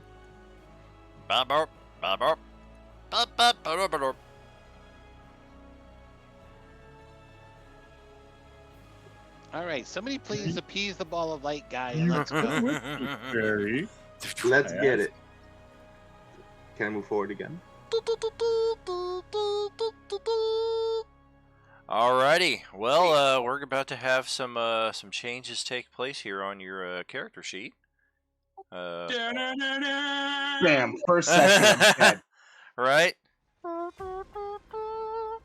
don't know how many players It can wouldn't say be the they first claimed time. an artifact in their first session, but you have that accolade now. It belongs in a museum. Ooh. This longsword once belonged to a deity known on the world of Enemir as Reyna. And it follows stats of an additional item that is in-game. So there are the occasional bits in here that I might find incorrect. It is a longsword. It is fashioned from celestial steel, and it gives off a faint glowing hum. The weapon chooses who can attune to it and who can't. It desires a wielder who embodies bravery and heroism. So, attunement. The sword allows you to attune to it immediately, without having to take a short rest. The first time you attune to the sword, you are transformed into a heavenly, idealized version of yourself, blessed with otherworldly beauty and a touch of heaven in your heart. Neither magic nor divine intervention can reverse this transformation. Your alignment becomes lawful good, and the you sword of gain Zariel? the following traits. It certainly is.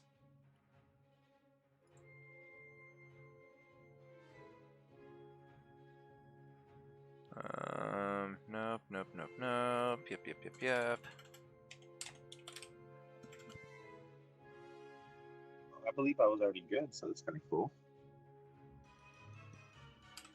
That's not what I read. That's why it kind of gave you a moment to reconsider, because these are going to be some big changes to your character here. Oh, my bad. Yeah, you're going Oh, from neutral. straight neutral to lawful good. And Fuck it, let's get it. I got a sword. It's here are some of the abilities of the weapon. Damn.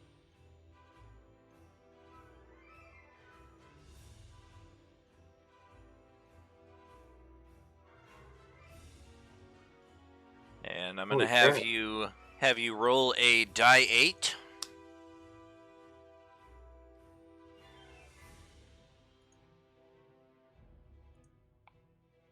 A 3, you see. Okay.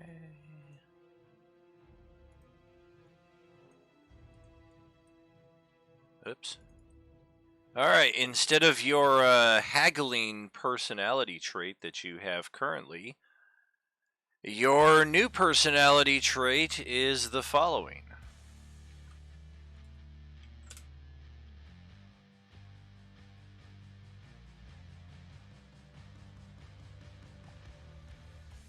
You know, I'm looking at the traits for that freaking sword. I gotta say, the freaking Newman as Dreadby would have looked so badass with a nice big ass pair of black angel wings.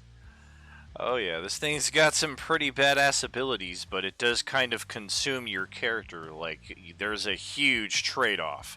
He's gonna start preaching! Follow that die 8 with a d6, please. And then make sure to replace these personality traits, and it's... Oh, look! I see you doing it right now. Perfect. You said D6, right? Yes, sir. Another 3! Okay. Lucky number, I guess. You have drawn the Uncle Ben card.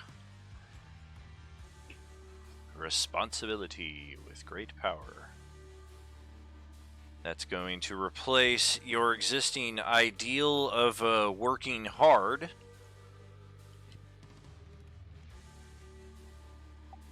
You said you got the Uncle Ben card. I was expecting that would mean that somewhere his character's uncle would just suddenly die of a heart attack. Oh God. Just like, And I thought you were gonna go the other route with it, like somehow he would become the beneficiary of a lifetime supply of rice. I don't know what that's a reference to, but okay. Well, Uncle Ben's rice. Uncle Ben's right, yeah. The other Uncle Ben. So your new bond is going to be a die 6. Roll it up. Goodness gracious, do you roll anything else? What is going on? I don't know. While you're doing all that, I just like to say real quick, I've now made it my goal to where if I ever go to a comic convention or whatever, I'm gonna dress up as Spider-Man, so that I'm just a fat Spider-Man, and I'm gonna carry a bucket of fake popcorn.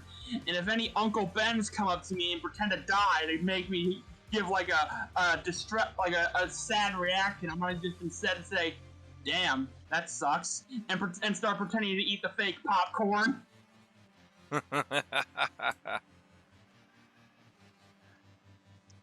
Let's see, you got your new bond going on there. You would die for those who fight beside me, regardless of their faults. Well, that's a horrible thing to get saddled with. Or it makes the character very easy to play. You're in danger. I'll come help you. And roll a die 6 for your flaw. Oh God. Now we know that's going to be another 3. A 2. Oh, a 2. Huh. Not quite. Well, that fits in with the one you just rolled before it. I offer forgiveness too readily. Honestly, I feel like this, instead of this being a character thing, this is more like a my real life personality. And I feel very attacked. That's fine. You can keep forgiving me and dying for me. It's great. Yeah, he does play an asshole. And then let's just double check. Yep. But it's good for your soul. And then Atreus is like, "Oh, please. I have no soul." Oh, shit.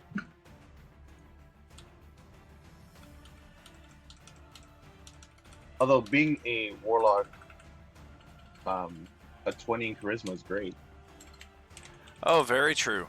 I suppose an important question is, do you even have proficiency in longswords? Because that's going to suck if you don't. Although I guess its other benefits kind of make up for losing the +4 to attack, if you don't. I actually don't think I do have proficiency in long swords. So there is think it's that short swords. side of it. Sounds like you need to save up for a feat. Oh, for sure. Looks like I'm gonna have to. Which Or is reasonable. multi-class. Yeah, or multi-class. Ah, very true. I mean, it's pretty reasonable to in character, spend time training to learn to use a sword. Absolutely. Yep. Shit, I should have picked a regular elf. Alright, and last but not least, we're going to have another artifacts properties to roll here, except unlike Justin's Sword of Cost last night, this one does not have any detrimental properties. We're just going to roll a couple of minor beneficials and then proceed from where we're at. Oh my. Oh. To be fair, it does have that the sword does appear to have that holy light trait, so if anything, you can just use it as a really long flashlight. Absolutely. And Atreus, go ahead and roll percentile and percentile again. I mean, it doesn't have detriments because, I mean, the whole "you no longer you" is pretty big detriment. Very, very much.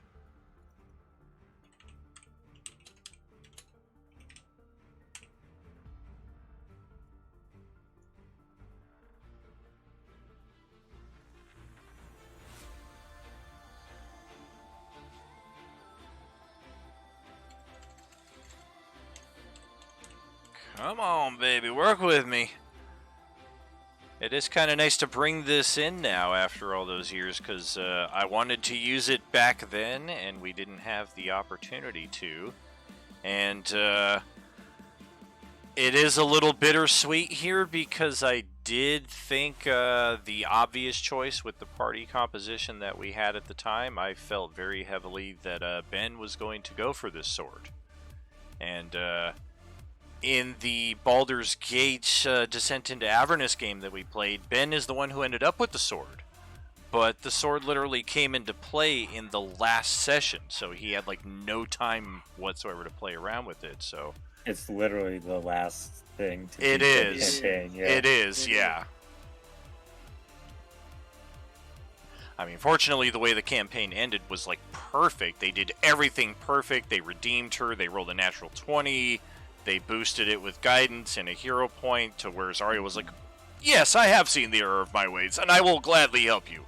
And it was just kind of over after that, but having the sword for just a moment was kind of like, yeah, aw. So let's take that there. Yes, we don't need 2 copies of that. Real quick, I just want to say the bringing in this this sentient sword and stuff reminded me of a character concept I came up with that I'll have to talk about later. Not right now because I don't want to derail the stream or anything like that. Heard. Let's take a look-see here. No proficiency, so attacks with the Sword of Reyna are not the greatest because you're starting with a default of -1, but you're not a melee character, so it might not be the hack and slash side of the sword that you find use with. It might be the other benefits. Correct. I suppose one of my bigger curiosities is, I have to reload your character sheet.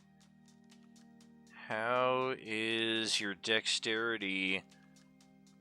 1, 2, 3, 4, 5, 6, 7, 8, 9, 10, 11, 12, 13 digits long. Or no, your constitution. Holy hell. Your constitution is 14, 14, 22, 13, 31, 55, 0. It should just be a 14. Hold on, I'll fix that. Yeah, I don't seem to be able to select that, so... Oh, At when least- I hover over it, it says 14, but... At least it didn't boost your hit points by, like, 500, like it, you might think it would otherwise. Oh, shit! And then, yeah, that's what we were in the middle of. I had you rolling your, the percentile. And we didn't, resolve that. You know, looking at the Holy Light trait, I feel like you should probably add to the trait that it can also that the light can also detect nearby colossi. Which one's the percentile? It's, the D100. Ah, okay. Damn! I hope that's good. And one more time.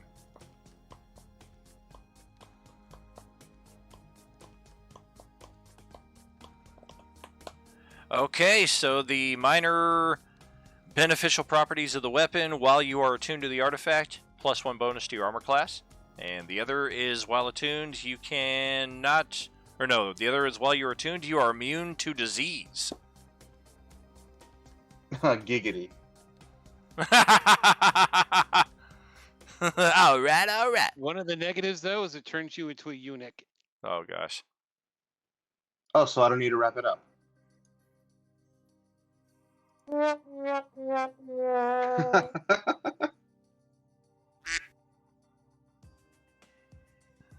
Well, okay, now that we have that little artifact side quest out of the way, what are we thinking now? We have Ricari already found the way to the next level. All right, let's get our asses out of here. We your can still ass, say boss. ass around you, right? Goblin. Read that. Yes, of course, I forgive you, my sons and daughters. Oh god, here we go.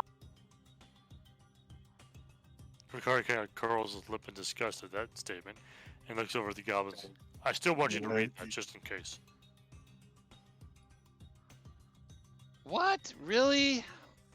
Fine. All right. I'm gonna use instead of moving my token all the way up there, I'm using my Broom of Flying to go over and read that thing in Draconic on the back wall. Ooh.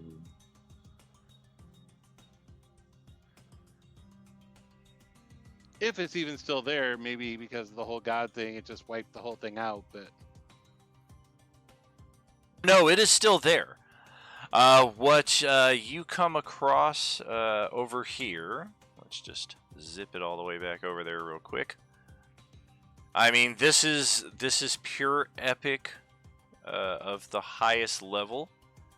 If you remember anything about the Thugnificent Ancient Red Dragon that we just defeated, it's only fitting that on this tablet here are some lyrics that it was working on. yeah, it's dragon porn. Let's go. Porn? It's rap! What's the difference? Abba Papa Kappa in your tuba, bitcha. What the hell am I watching here?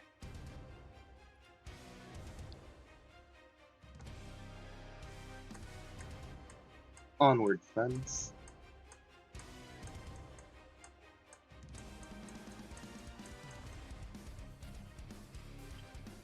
Yep, Justin's already made that journey all the way to the staircase, so he didn't set off any API traps, unless your tokens are somehow configured by weight. But looks like all is clear. We do have the Warhorse we might want to bring with us.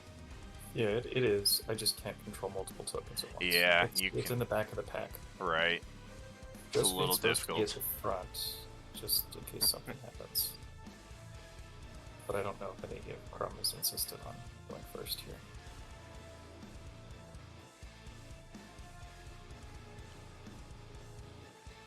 And of course, it doesn't let me move it through the wall. Of course I am. I can do that for you real quick. Just let me get back That's over fine. to that map. It's not that important, I don't think. Oh no! Am I getting frozen out again? Okay.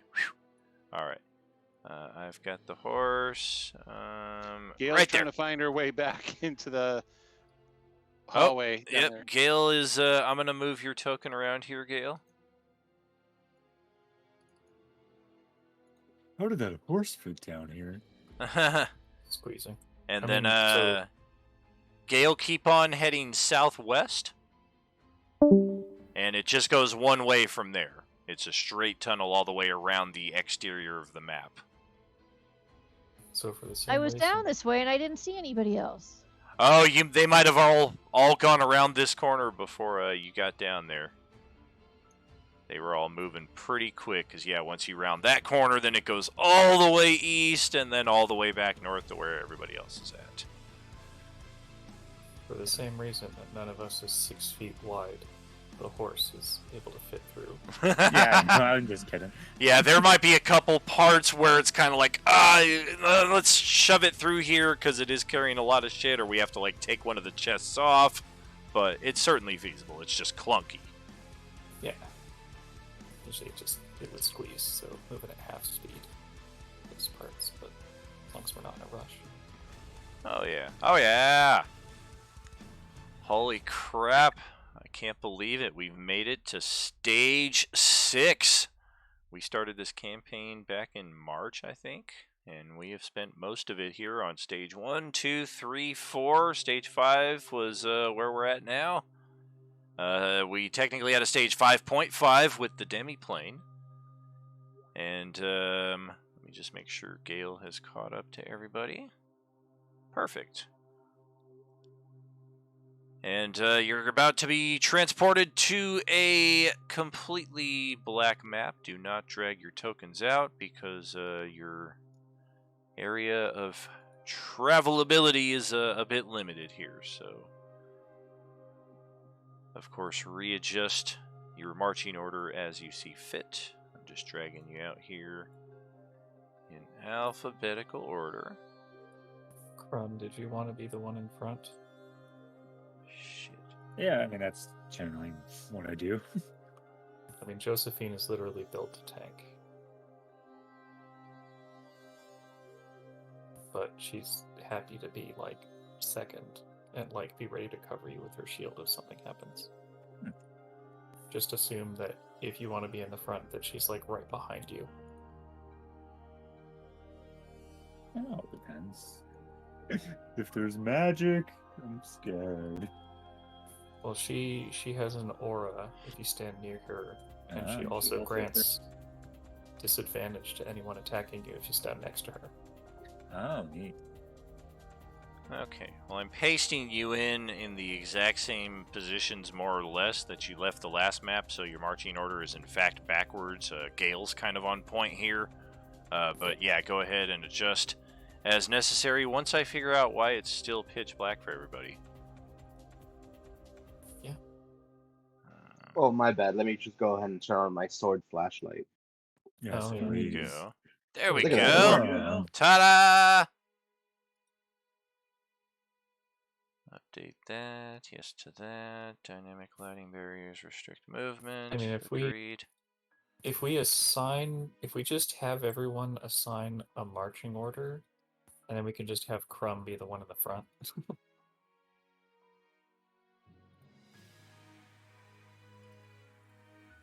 I don't know. If you like that GM. I'll follow your lead. Oh yeah, you guys feel free to adjust your marching order as you see fit. I just copied and pasted you from the previous map, so whatever you want to do from this point, totally up to you. The thought process here is we don't have to like rubber band back and forth. We just have a preset order, and then as Crumb explores, then if something happens, you just tell us, and we snap everyone back to the order that we were in. Yeah, for sure. That's kind of what this this screen is intended for. So, like, if we want to use any of this area to, like, establish a marching order, like this empty box over here or something, then I can just always kind of copy-paste the group in that format, and then adjust, of course, by the confines of the map. Yeah. Here, let's get us back to this. Uh-oh. Can mess with it later. There we go. My horrible brain thought of something. I just imagine like Atreus is like he's activating the flashlight function. Just of his hold sword. up. Just hold still there, everybody. Hold still. Sorry. I just imagine Atreus activating the light function on his sword and seeing a button on the hill. It's like, oh hey, a button. Press the button. Oh look, it vibrates. Wait a minute. Oh jeez. I'm just like smacking it against my hand, like, come on, turn on, turn off, crap.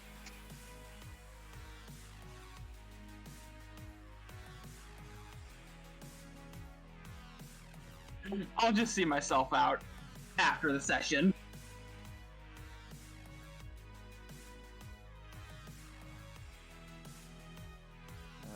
Okay, to that. This is our accepted marching order here. All I have is a black screen.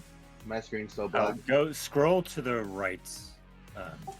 Yeah, go to the top right, because, yeah, I saw that too. I had that problem too. It's just that I was at the wrong end of the map. Oh, there we are. Okay, so as you make your way up to this level, no sooner do you ascend the steps, kind of start squeezing your way through these pillars, and looks like you've got another narrow hallway ahead of you with what looks like a pit to who knows what down here. Those of you who have stockpiled large amounts of coin on your characters suddenly feel a noticeable jingle and vibration as those coins start to come to life and manifest, i.e. transform into these devilish creatures here. They are almost they are in fact made of gold, and all of their equipment seems to kind of have morphed from some of the gems and jewels that you've already taken. So what happens to the one that appears in the pot. No, it's coming out of there. You know, I would have laughed if the picture you used for these guys was instead a picture of the Pokemon Goldango. Yeah, I'm But not sure. Doesn't the pot activate or something? It doesn't work on creature. It doesn't work on constructs, and it doesn't work instantaneously either. 1, 2, 3, 4, 5. Let me just get. That's gonna be a little clunky here. Their transformation is instantaneous enough that they're not sitting around for 2 or 3 rounds while you hack them to bits before they ever get a turn. Nor is it quick enough that you are surprised and unable to take a turn before they do.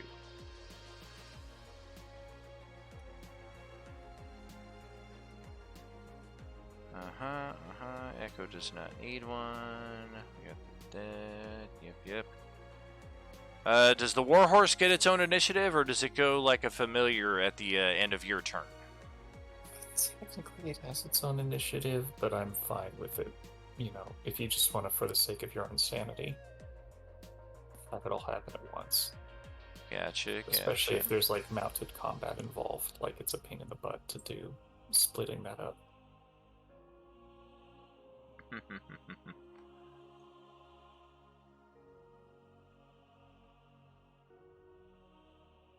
I'm also not sure about your thoughts and opinions on the utility of a mount. They're seldom used, so we don't really cross into the mechanics very often, but it's a take it as it comes basis, I suppose, depending on what you have in mind.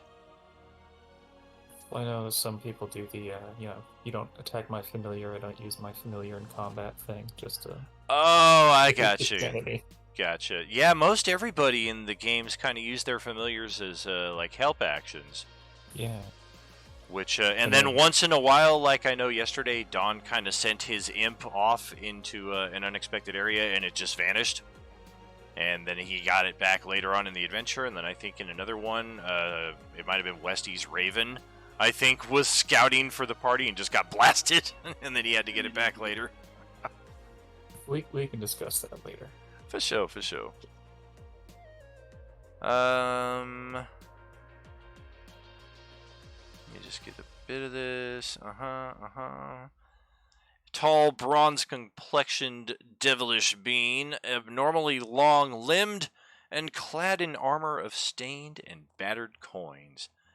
Its wiry frame is festooned with mismatched bracelets, rings, and necklaces, each gaudier than the last. The easy smile on its face is cold with envy. Katarina, we're going to start the initiative with you. Oh, what a bad move for them.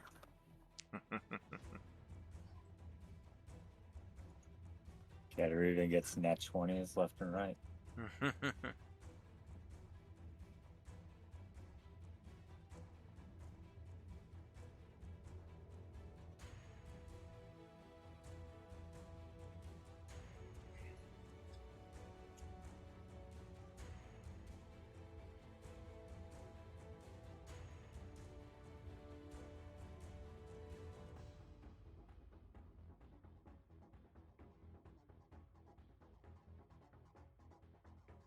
Definitely one of the more confined combats we've had here in a while.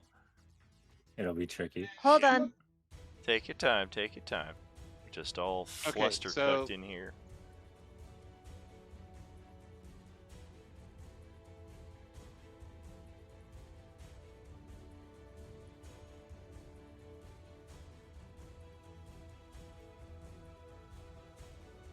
Yeah.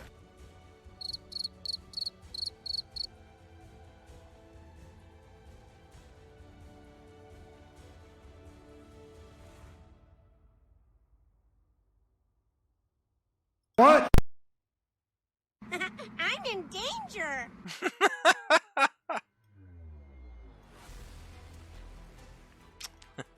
Are you about to call me an asshole? I was, as a matter of fact. As a matter of fact, I was.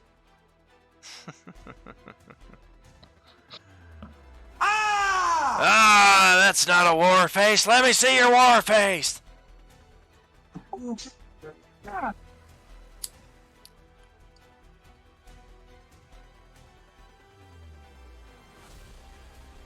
have done it louder, but I don't want to blow out everyone's eardrums. Who's your patron? This. The sword. S-word. S-word's for 500, Alex.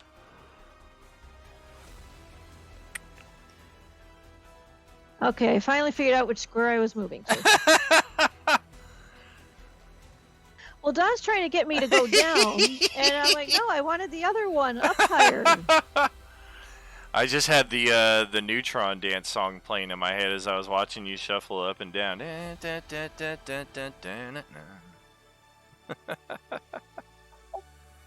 He just reminded me of that one cutaway gag where freaking Peter Griffin talks about his Indian ancestor who freaking is like, hiya, hiya, hiya, hiya, hiya, hiya, hiya, hiya. I'm so happy doing the Neutron dance. Oh, I remember that one. Okay, so I rolled, and Don said I get flanking too. You do get the flank. Did you set the thing ablaze? I did not. Okay. But he said my sneak attack didn't show up. That's what I was confusing for the fire there. So yeah, go ahead and click the sneak attack as well.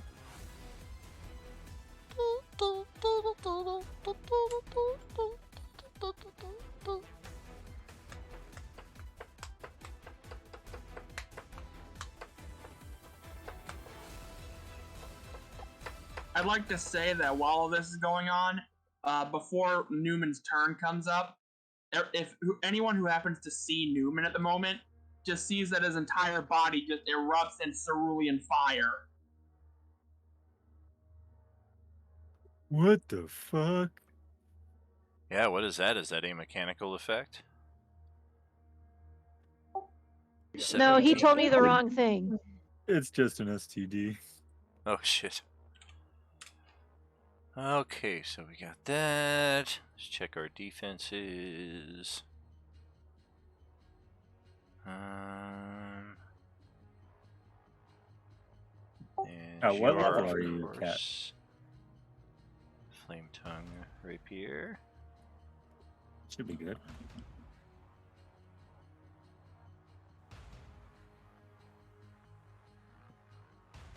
Okay.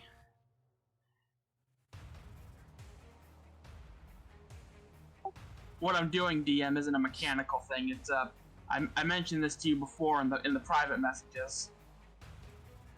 Yep, I hear you on that. Forgive my my scatterbrainedness. It's fine. It's been a while since I sent you that message, so it's all good. For sure. I prefer it written and repeated. So as we see more examples of it in game, it'll kind of become more second nature for my side of things. Just checking this thing's defenses. Damage-wise, it has no resistances to anything you're doing. Yes.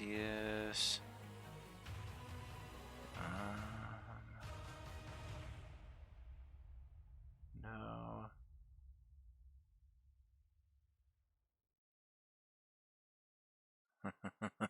That's interesting. Okay, it takes the full damage. And anything by the else way, there for Katarina? Well, Gale would need to have the sword ablaze because that's what she's using as her torch. That's the only way she could see in all of this, because she doesn't have dark vision. Except for the fact there's a giant glowing sword right next to her. Yep, that's me. Hello. And what happened to the semi-sentient ever-burning torch that she was carrying around for levels and levels that are now just kind of attached to her token? Oh, well... So that she doesn't have to drag that thing around anymore. Yeah, no, because when she got the sword, she's like, oh, it's a flaming sword. I can just use it as a torch. Right. That's certainly one way of using it. I also don't know if it has a limitation on how many times it can be used, but we do certainly have options. Yeah, it doesn't have... It can flame up at any time. All right. So we'll pass it over to Gleep here then, and discover in the process that much like many of the devilish and demonic persuasion, it is outright immune to fire.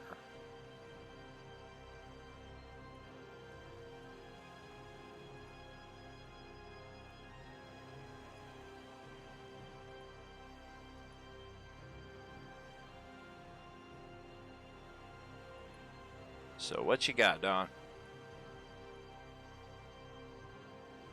Okay, so I can utilize blah, blah, blah. I have extra attack, which allows me 2 attacks. One of them can be a cantrip. So the first one is going to be Mind Sliver on the guy right next to me, or down here. Okay.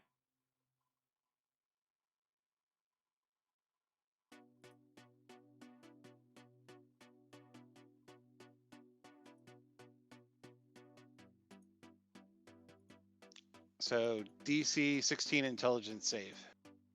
Oh! Good gracious. Okay, and then the next one is going to be just a swipe with my Vorpal Scimitar. Okay. Check out the big brain on Brad. One of these days it's gonna natural fucking 20, man. It's like bad, but it seems like the curse of the Vorpal Blade that it just never wants to roll one. Right. And a 12 is not so good there, and the only possible flank you have with that dude is against this devil right here. If you want to join their side, though, maybe we can make something happen. No. Yeah, no, I'm not going to do that. All Yeah. right. I mean, basically, you're joining his side against him, so.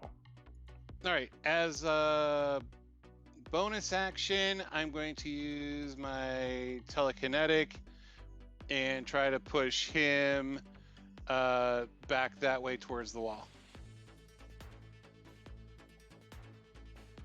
So basically, he needs to make a strength saving throw against a DC 16. Okay.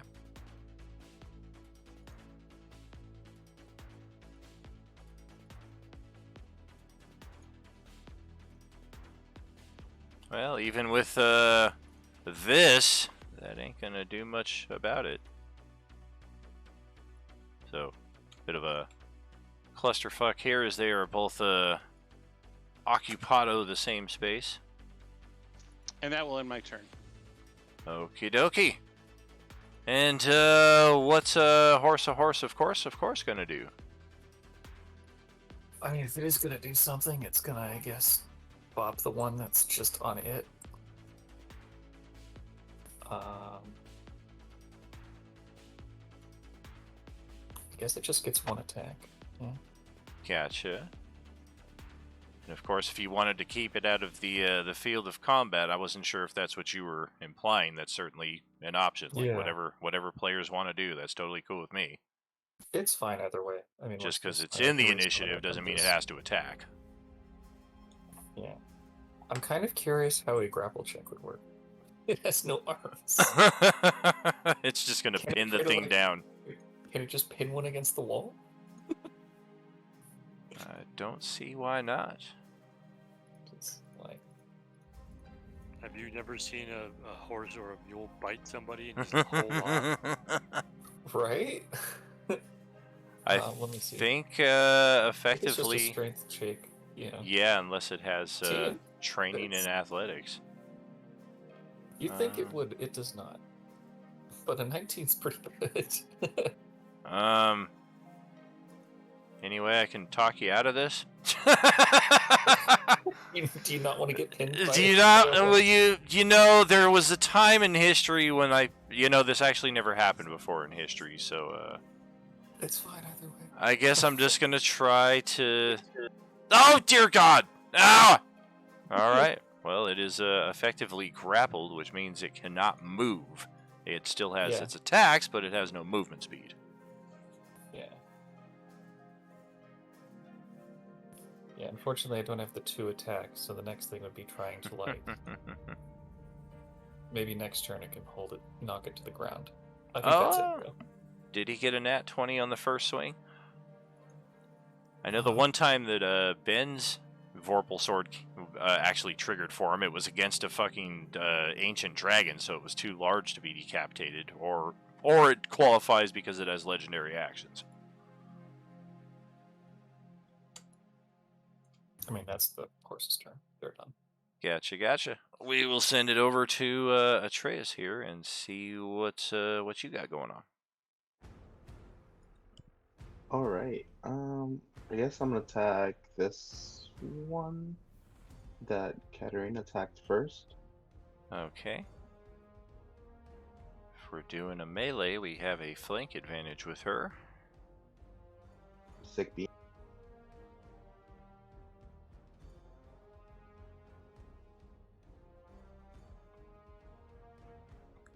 All right.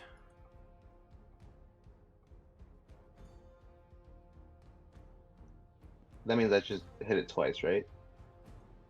What's the random 3 damage there going on the side? I don't even know. Hold on. Deals an extra 2d8 radiant damage to any creature it hits, or 3d10 if you're wielding it with 2 hands. And it looks like it decided to roll 1d10, which is neither of those two. And an evil creature must roll a con save or be blinded. Okay, let me do a quick fix on your weapon here. I don't know why it did that. Okay. Good gracious.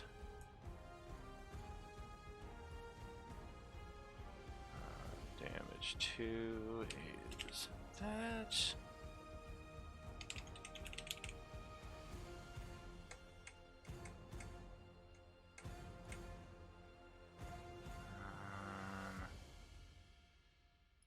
Saving throw. Con. A flat 17.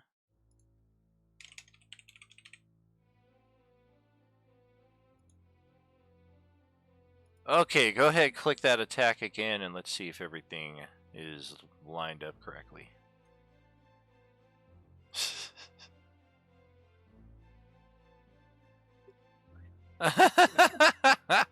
Well, it is lined up correctly. You just rolled even worse, but we're only concerned with the damage output here. So the 7 slashing we'll take from the first one. We'll take the 9 radiant from the second one. So 16 points of damage total. And then I need to roll a save. And then if you have anything else to follow that up with, feel free. Hey, something's happening. I'm in game though. I can't see it. I can't see it. Con save. What did I get? A natural 20! Hurrah! Because of magic resistance. And, Joy. I believe it also takes 4 thunder damage due to my genie subclass. Gotcha. Well, go ahead and post it up. I'm not sure where that comes from, but yeah, generally that's what we look at and then need to attach to any attack blocks. Yeah. We see here. Thank you so much for that gifted sub there, brother. Thank you. And welcome to Roleplaying Unlimited, Joseph, the incomprehensible. Thank you so much.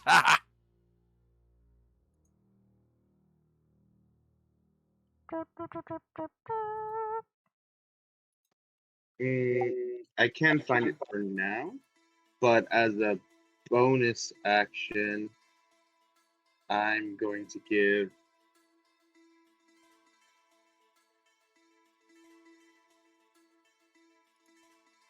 I'm sorry, last one.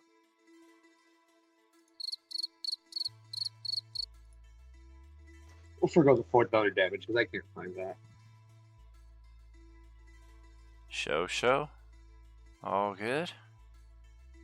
So we got 1 stab, we got the damage, somebody's getting Bardic Inspiration, and that's it?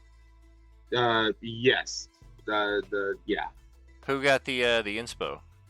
Oh, I'm sorry. Josephine. Gotcha. Right? Yes. Yes. Okie dokie. Who in the group here, aside from Katarina, because I feel like I know the answer to that one, at least of the group, who looked at the treasure hoard and were like, ooh, rings, necklaces, and other cool jewelry, and just decided to put them on? I have the opal ring on. Okay. The only thing I put on was the tiara. Gotcha. Oh, I'm sorry. No, I have the assorted ring. That's like 200 gold pieces. It's the pearl. Assorted ring. I don't have it on now. It's in my pouch, but I did put it on while we were in the Dragon Horde. Gotcha. Newman just has the honeycomb axe. The axe does not count as jewelry. Well, I guess that's not going to be applicable. Well, fuck it. It does if it's sticking out of your head. It's gonna break out the Betrayal of Riches here. It can turn rings, necklaces, and other jewelry momentarily against their wearer. That applies to any jewelry you're wearing, not just any you might have obtained recently from the Horde. But since we did just have a shitload of it presented to us, that would have been our most likely option to have recently obtained anything.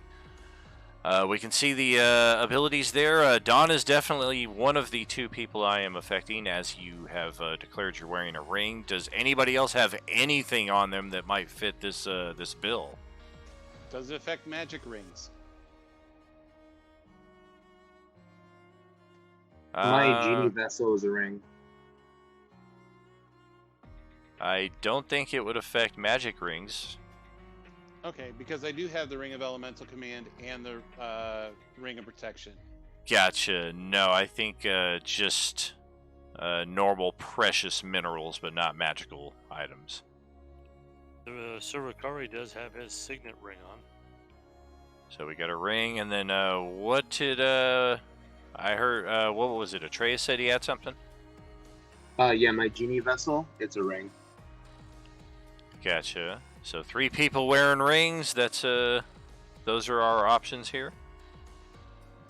Does my officer insignia count as a ring or jewelry? I guess it depends what form that that takes for you. It could be a badge. It could be a ring. It could be any number of things.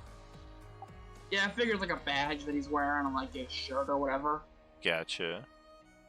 Okay, well, in this case, it looks like Atreus and Gleep are being targeted.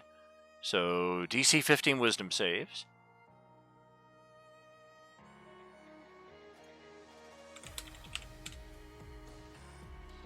You both made the save, so you only take 7 points of piercing damage. And the additional effect is nullified by your successful save. It is a bonus action for them to do this. And 1, 2, 3, 4, 5 of them. It's going to get a little crazy here, but we're going to randomize it. Justin and Dawn, roll that same save again.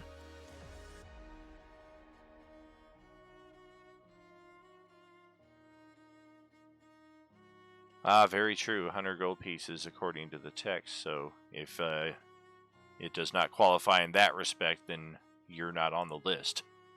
Well, signet rings at the time would have been made most likely out of brass or like wood. Yeah, unless you've decided to go like all elaborate with it for some reason, but can't. I don't know anybody who's ever done that. Did I get a major bonus from today's movie? Yes, you did. I'm using it. Okay. And I guess in this respect, Justin, is that all you have as a signet ring, and it's thus not worth that, and thus you don't need to roll a save?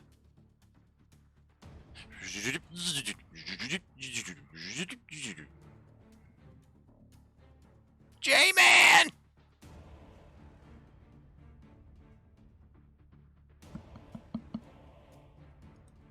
I was just checking.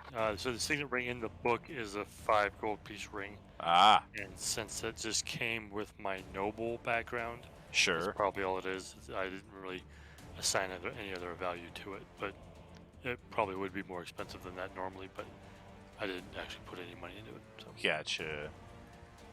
And, Oh, actually, I wouldn't need to use the bonus because I'm in Josephine's aura, and it gave me a +3, which gives me a 16, so I did make it. Okie dokie.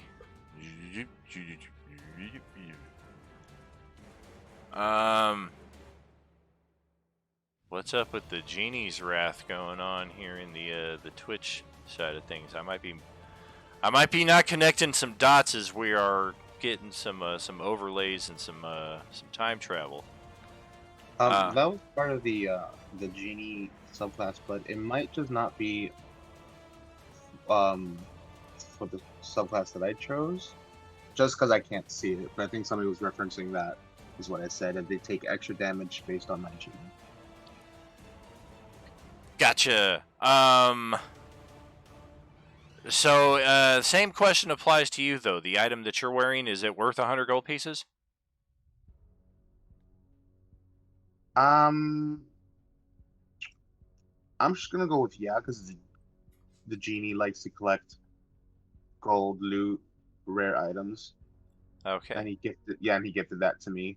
All right. My petrol. Cool. Then let's expedite this. And Dawn, I need three more wisdom saves out of you, and Atreus, I need 4 more out of you,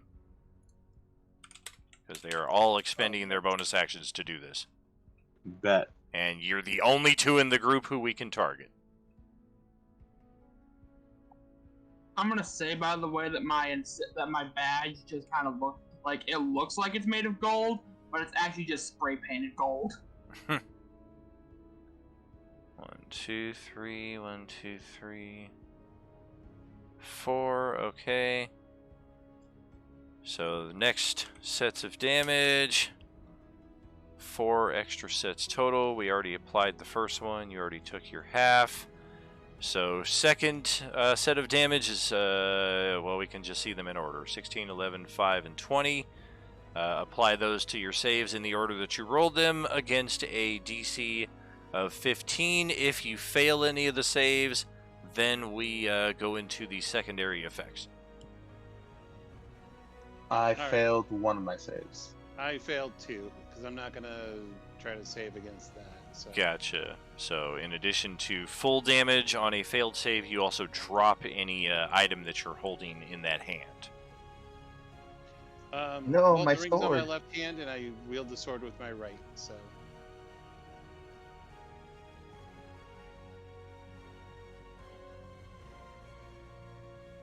All right.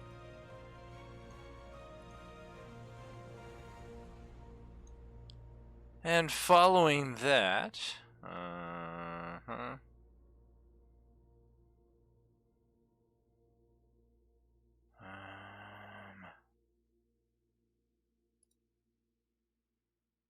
yeah, this one that Dawn attacked and shoved back is going to step back into your zone.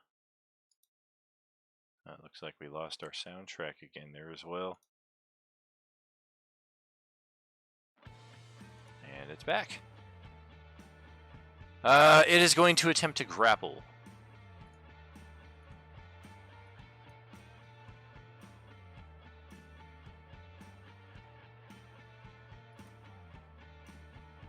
Oh boy, a 9.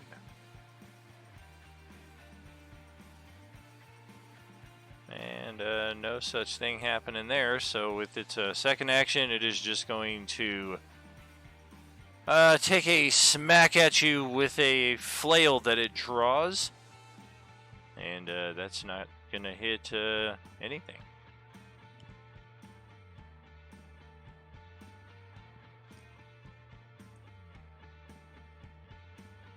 Alrighty. Josephine is already in a natural flank here. But technically, it's this one here that is spilling out of the cauldron. So that one is going to attack Ricari. This one is going to attack Josephine, and let's just see how that goes. I'm going to take an opportunity attack on the one that moved away. Okay.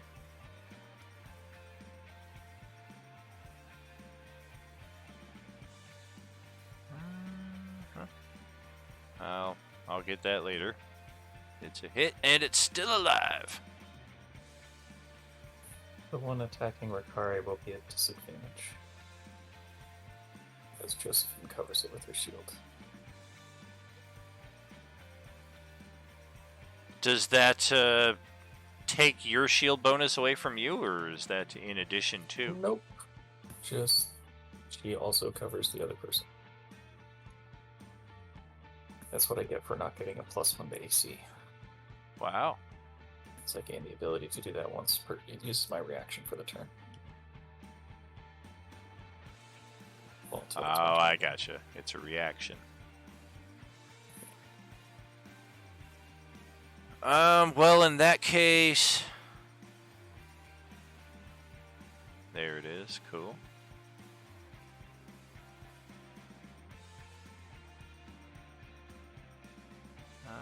A 10 is going to miss Ricari. A 17 is going to maybe hit.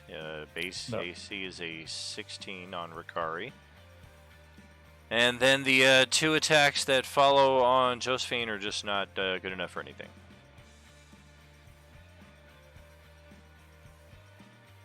And that Yeah, puts 17 hits. Okay.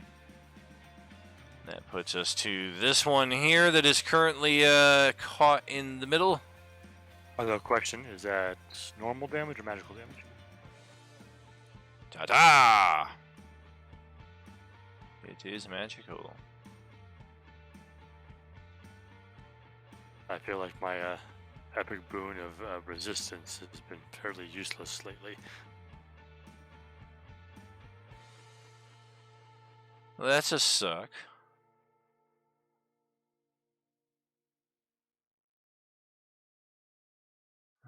No, we don't want that. Alright, it's just gonna take one smack, left and right.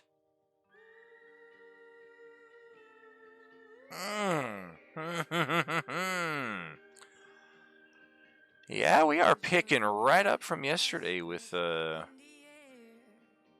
3 plus 8, 3 plus 8, 5 plus 8. Alright. And I'm just not even going to tempt fate on the last attack there, so we're going to pass it over to Josephine for your turn. I kind of want to see what happens if I can obliterate this one. Did you take my damage off of that one? Didn't one of these get hit? Did you draw the 5 pieces of Exodia?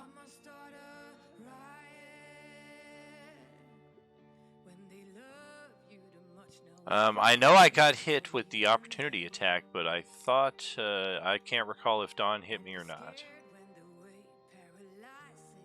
I did not hit. Those attacks freaking blow. They sure does. I don't think I can, I don't think a Bardic is going to be enough to make it turn it into a hit. I'm guessing these guys have a high AC. It's decent. So far, well, Patient hit it already, so we know their AC to be a 16. Okay, that's at least possible. What's the Bardic? Is it a 1d4? D4? I thought it started at D6. Yeah, it starts at D6. Oh, my mistake. I'm thinking of Bless, I think. Yeah. It also tends to go up like as you level correctly. It depends on what your build is. So, pair of misses, or? Maybe. The first one might be getting Bardic if it is possible. Okay. It's at least a D6. I don't know if it's a D10 or a D12. I don't know their class. Yeah, what level of bard do you have to give that bardic inspiration from?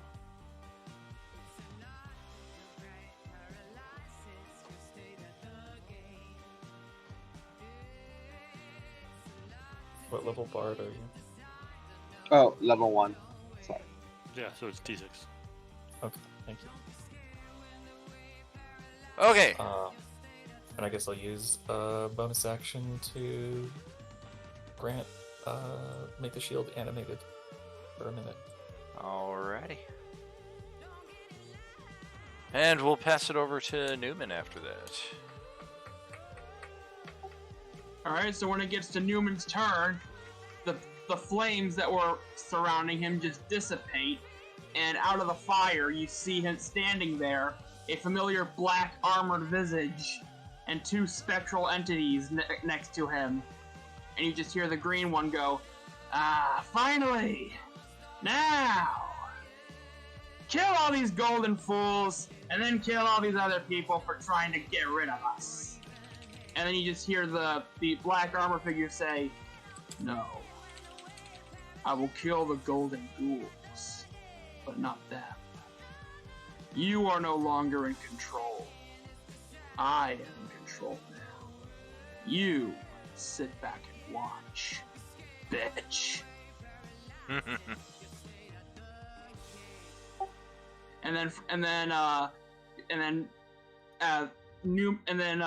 Dreadbeat is gonna go ahead and look at the golden whatever that's attacking Gleep and say, "Get away from my friend!" And then he's gonna go and frickin' attack and come at the golden ghoul next to Gleep with his honeycomb axe.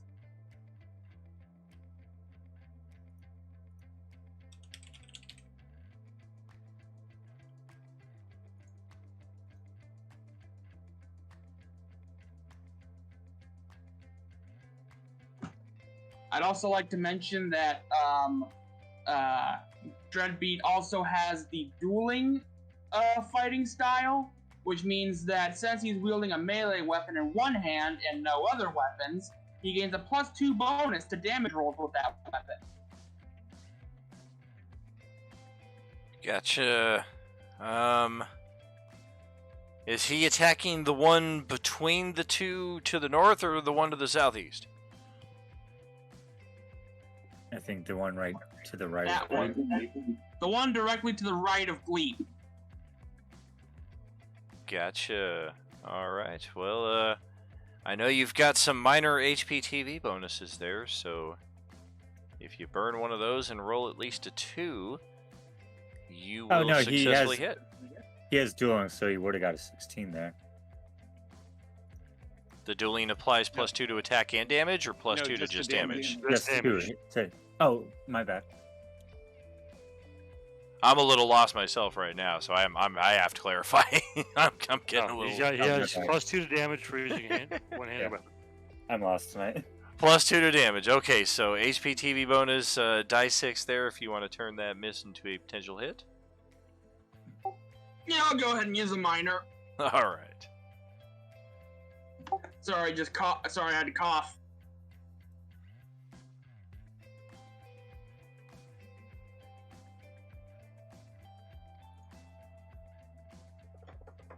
All right, hit. +2 to the damage. Got it. Is that the conclusion of the turn, or you got more? Well, since I am level 11, I actually have 2 extra attacks up my sleeve. Up arrow enter, up arrow enter. Up arrow enter, up arrow enter.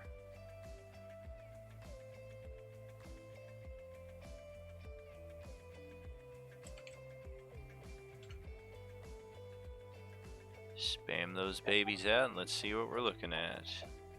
Well, actually, I'm not going to be attacking with the honeycomb axe for the other 2 hits.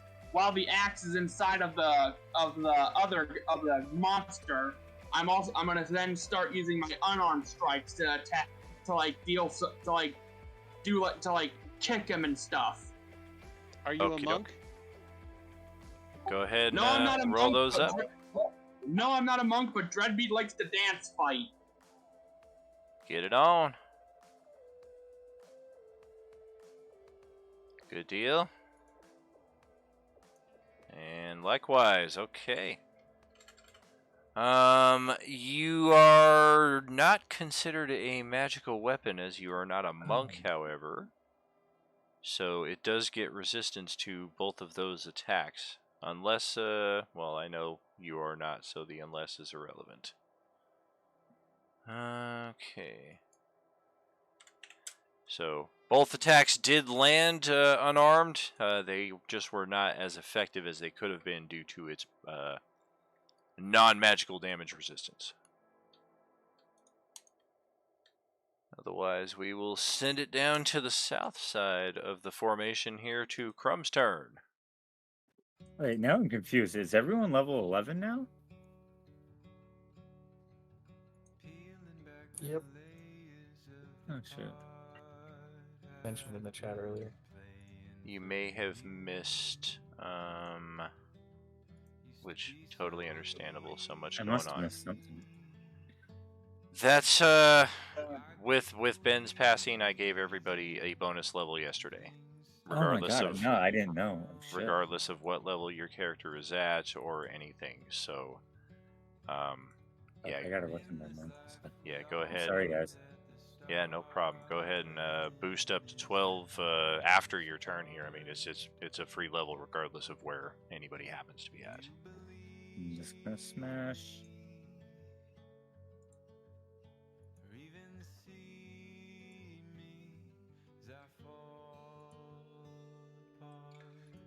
Oh. It's 3 hits.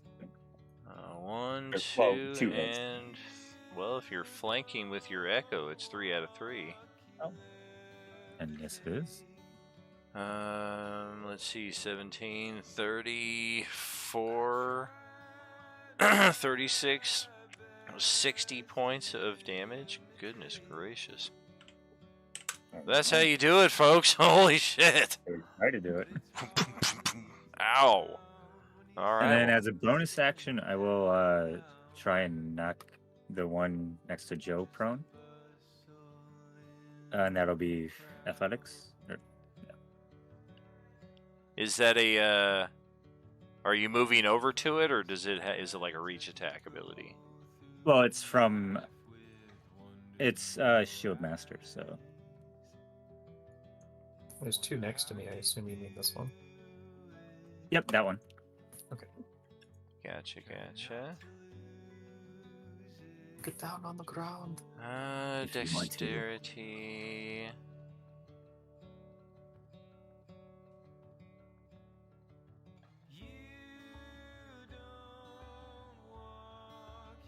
I roll a dex save, is that what it is? Well, acrobatics or athletics. It's basically contested. Yeah. I Grapple gotcha. check.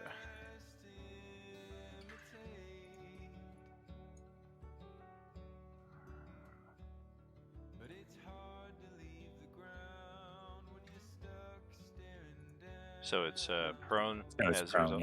yeah. Okay. Let's get that little tag on it. Come on, prone. That. And with that, I'll move over to next to Joe there. So if he wants to try and claw at me, it can. Okay.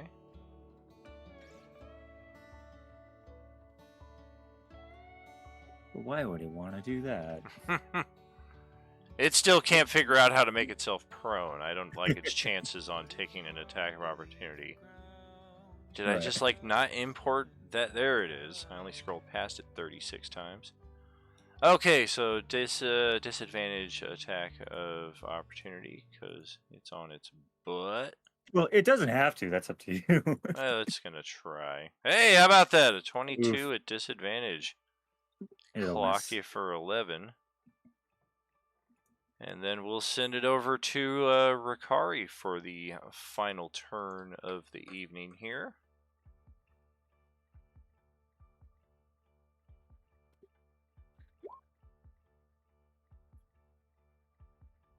Oof.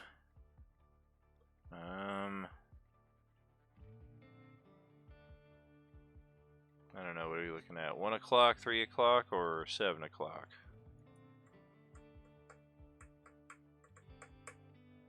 Up to the top. Okay. And we are using the Great Master ability, so that's going to take that first attack out of the success range there.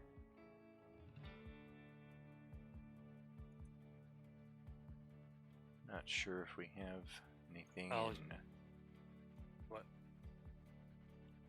Oh, HPTV, you have a major. You can convert that to a minor if you wish. Well, I'm just going to use one of my stacking inspirations to reroll that. Gotcha.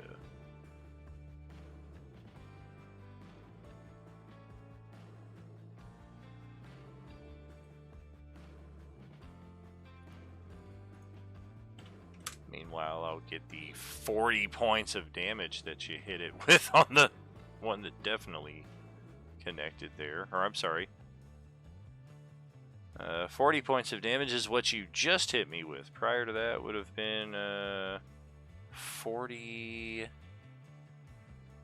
49! 49, you all fry! And wouldn't you know it, that leaves it with exactly 1 hit point. One too many.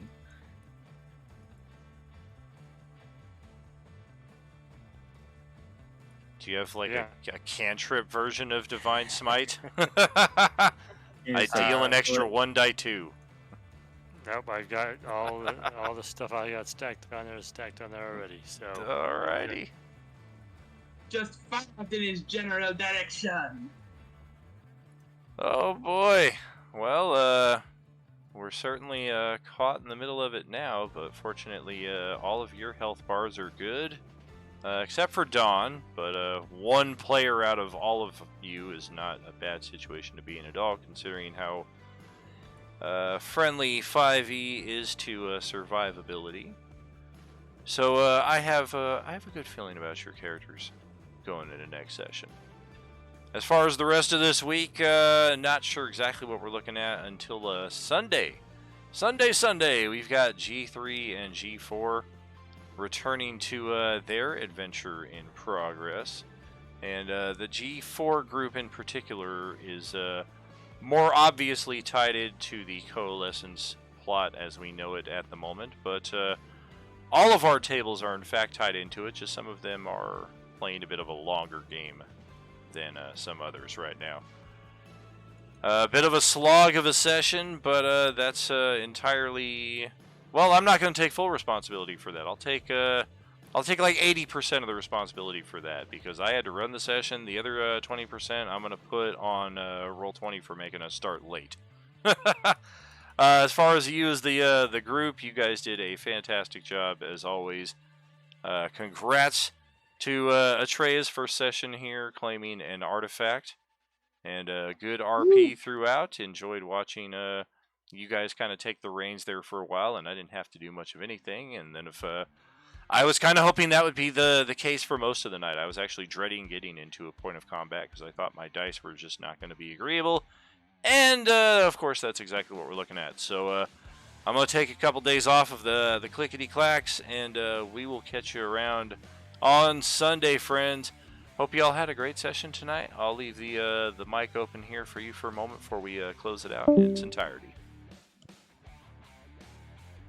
Very cool stuff, and these are pretty unique creatures, so I mean, we've never run into anything like this before. We should have just left the gold. I'm just sad I didn't get to smash one because I really wanted to smash one. I never Plenty heard of to these smash things. still. So after we kill these things, does that mean all our coin is gone? We'll have to find out. That's true. That's just what I was going to say. Just melt them down and back into coin. Just don't smash them too bad. I'm I sure mean, we there's can plenty smash more them. coin. I'm sure there's plenty more coin left at the Dragon Hoard. I don't think we got it all. Very true. As long as they don't keep turning into these.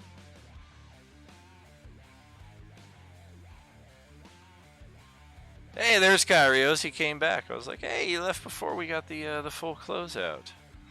I have an annoying rules question for you, but it can wait. Yeah, feel free to shoot that my way at any point. I don't know. Sometimes I answer very quickly. Sometimes takes me a couple days. It's fine. You guys can hear me, right? Yeah, buddy. Affirmative. Okay, my freaking internet went out again. Oh no. Leave the gold alone. Thank you so much there, patient. Much appreciated. Are you with us? Well, keep apprised there in the Discord server as best you can. I'm trying to figure out what to do with some of these open days that we have. The Friday nights have been a little hard to schedule as of late, so I'm contemplating just what to do with those. Board game night or day has potentially come onto the table as well, so check out that channel in our Discord server and see if any of that might be of interest to you. See what we can build out of that. There's always plenty of gaming to be had, though, at Role Playing Unlimited. That's why it is Role Playing Unlimited. It's not... I don't know, I'm losing track here. Role Playing Limited? Yeah, exactly. It's not Role Playing Limited, it's Role Playing Unlimited because I am always running something at any given time. Even to the point of near exhaustion here. So I'm just going to STFU, close this shindig out, and we will catch you next time around, friends. Peace! Bye-bye.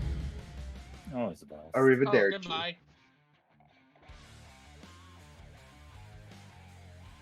Oh, perfect timing for my internet to go out right as the freaking session ends.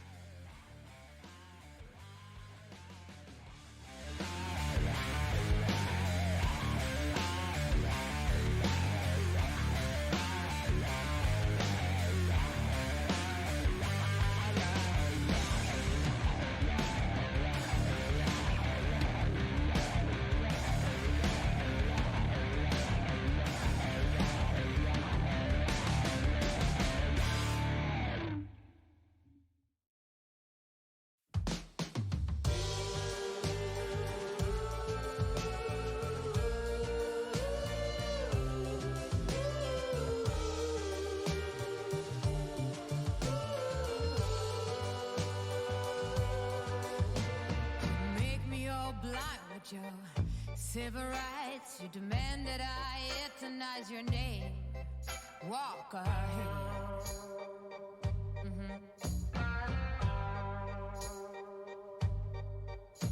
You cover us in shame, and I take the blame. Living by the rules to which high school blues. Walk ahead.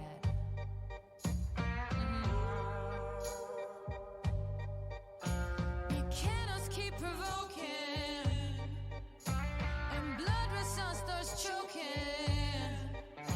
Can anyone stand this nonsense?